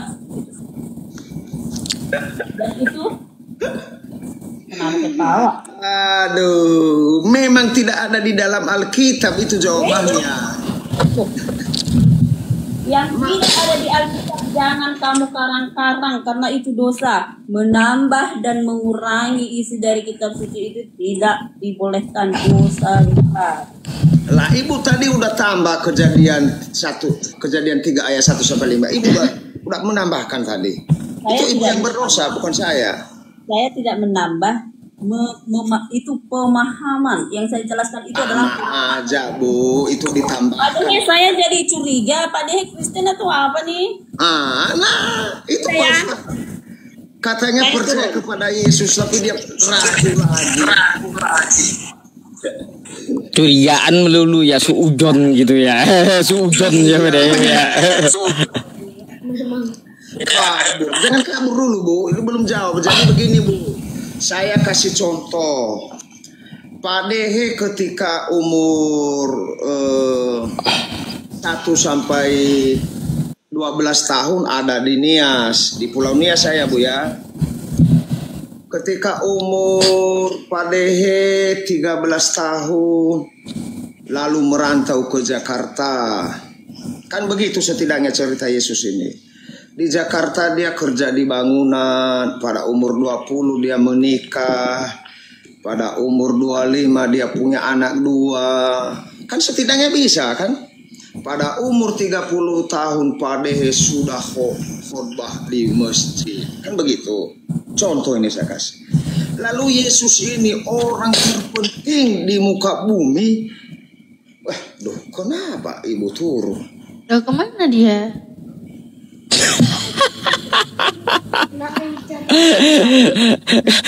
Panas lah Pak Dehe, kepanasan mungkin. Gak kuat dia. Gak kuat kayaknya. Gak perlu marah-marah. Aduh. Ya udahlah kalau kayak gitu. Pak Dehe, Mbak Natalia, mungkin saya akan off. Kita akan akhiri live streaming ini ya. Karena saya juga udah ngantuk juga. Mungkin ada yang mau disampaikan sebelum kita turun satu persatu? Ya itu aja sih Ustadz. Yang buat nonton jangan lupa ya, didukung aja channel-channel dakwah ya, yang membentengi umat Islam dari upaya-upaya pemurtatan. Kita dukung semua. Jangan lupa yang di TikTok juga yang belum follow, di follow ya. Di share sebanyak-banyaknya video ini, disebarluaskan ya. Itu aja sih. Semoga kita dapat amal jariahnya dan tetap Amin. kita sama-sama istiqomah di dalam iman Islam Amin. hingga kita meninggal dunia, insya Allah. Amin. Baik. Oke, Mbak Natalia, saya izin turunkan dulu ya karena saya akan Ya, iklan Ustaz. juga terakhir. Oke, assalamualaikum. Waalaikumsalam warahmatullahi wabarakatuh. Pak Dehe, selamat malam. Besok lagi kita ketemu ya Pak Dehe ya. Saya mau istirahat dulu. Selamat malam Pak Dehe. Malam Pak Ustaz. Oke, saya izin turunkan ya. Ya. Oke. Ngelak-ngelak teman-teman di tempat saya udah ini. Kepanasan HP saya kayaknya udah. Gambarnya punya udah nggak beres ini. Oke, kawan-kawan semuanya. Nah, ngelak kan. Aduh. Ngelak ya teman-teman ya. Ngelak kah?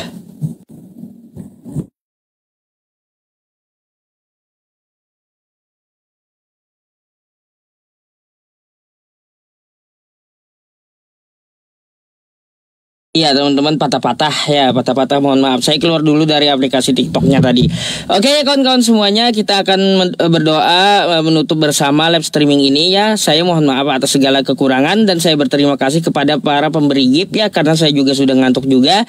Jadi kita langsung aja eksekusi, langsung berdoa bersama. Teman-teman semuanya ya, para pemberi gift, semoga Allah lancarkan rezeki Anda ya yang memberikan saya gift. Dan teman-teman, jika Anda ingin beramal jariah untuk membelikan mushaf Al-Quran kepada adik-adik kita yang sedang menghafal Al-Quran di seluruh Indonesia ya, kita membelikan mushaf Al-Quran untuk mereka dan kita berikan secara gratis. Teman-teman bisa mengirimkan ke nomor rekening yang saya sematkan ini ya, banknya Bank BCA, kawan-kawan semuanya. Nih ya, tuh nggak bisa nih banknya Bank BCA. Kalau yang punya udah punya ya teman-teman silahkan langsung dikirim. Kemarin teman-teman semuanya kemarin masuk sekitar 1.050.000 rupiah ya. Ini banknya Bank BCA 789555475. Ini yang di YouTube juga ya. 7895585 tuh BCA. Habis ini akan saya sematkan nomor untuk ini ya teman-teman, untuk konfirmasi. Ya, konfirmasi. Terus Bang siapa tadi yang kirim paus? Syukron jazakallah Bang ya. Semoga Allah selalu lancarkan rezekinya ya. Dan Anda bisa konfirmasi di nomor WhatsApp yang saya sematkan setelah ini ya. Teman-teman semuanya, sambil kita menunggu penyematannya habis ya, mari aminkan doa yang kita panjatkan setiap hari. Semoga doa yang saya bacakan ini akan dijabah oleh Allah Subhanahu wa taala berkat dari amin Anda semuanya gitu ya. Al-Fatihah. A'udzubillahi minasyaitonirrajim. Bismillahirrahmanirrahim. Alhamdulillahirabbil alamin arrahmanirrahim maliki yaumiddin. Iyyaka na'budu wa iyyaka nasta'in. Ihdinas siratal mustaqim. Siratal ladzina an'amta 'alaihim ghairil maghdubi 'alaihim waladdallin. Amin. Amin. Bismillahirrahmanirrahim. Alhamdulillahirabbil alamin. Wassalatu wassalamu ala asrafil anbiya'i wal mursalin sayyidina wa maulana Muhammad wa ala alihi wa sahbihi wa barik wa sallim ajma'in. Allahumma ya ghani ya hamid ya mubdi'u ya mu'id ya rahim ya wadud, aghnina bihalalika an haramika wa bi ta'atika ma'asiyatika wa bi fadlika amman siwak, wa'fu anna ya karim wa'fu anna ya rahim wa'fu anna ya arhamar rahimin. Allahumma inna nas'aluka salamatan fid din wa afiyatan fil jasad wa ziyadatan fil ilmi wa barakatan fil rizqi wa taubatan qabla al maut wa rahmatan 'inda al maut wa maghfiratan ba'da al maut. Allahumma hawwin 'alaina fi sakaratil maut wan najata minan nar wal 'afwa 'inda al hisab. Rabbana la tuzigh qulubana ba'da idh hadaytana wa hab lana min ladunka rahmah innaka antal wahhab ya arhamar rahimin irhamna ya arhamar arhamar rahimin irhamna ya arhamar rahimin irhamna Rabbana taqabbal minna innaka antas samiul alim wa tub alaina innaka antat tawwabur rahim Allahumma akhtim lana bil islam wa akhtim lana bil iman wa akhtim lana bi husnil khatimah Rabbana atina fid dunya hasanah wa fil akhirati hasanatan wa qina adzaban nar wa sallallahu ala sayyidina Muhammad wa ala alihi wa sahbihi wa sallam bi fadli subhana rabbika rabbil izzati amma yasifun wa salamun alal mursalin walhamdulillahi rabbil alamin taqabbalallahu minkum minna wa minkum taqabbal ya karim. Terima kasih ya teman-teman yang menyimak sampai selesai. Saya mohon maaf atas segala kekurangan di dalam live streaming ini, baik dari perkataan atau penyampaian yang kurang ya. Jadikanlah live streaming ini sebagai penambahan edukasi wawasan untuk kita semuanya ya. Ambil yang baik dari saya dan buang yang buruk dari saya. Saya Yusuf PI dari Kalimantan Selatan, tepatnya di kota Banjarbaru ya teman-teman. Jika mau silaturahim silahkan langsung ke WhatsApp saya gitu ya. Insya Allah akan dibalas ya, nanti kalau bukan saya admin yang balas gitu ya. Di situ kita bisa silaturahim kalau mau janji telepon. Syukran jazakumullah khair ya. Dimanapun Anda berada ya, di belahan dunia manapun dan di belahan Indonesia manapun ya, di pelosok Indonesia manapun yang menonton saya, semoga Anda sekeluarga selalu diberikan kesehatan oleh Allah Subhanahu wa taala dan selalu dilindungi oleh Allah Subhanahu wa taala. Amin ya rabbal alamin. Barakallahu fikum. Al-afu minni. Assalamualaikum warahmatullahi wabarakatuh. Wallahu a'lam bishawab.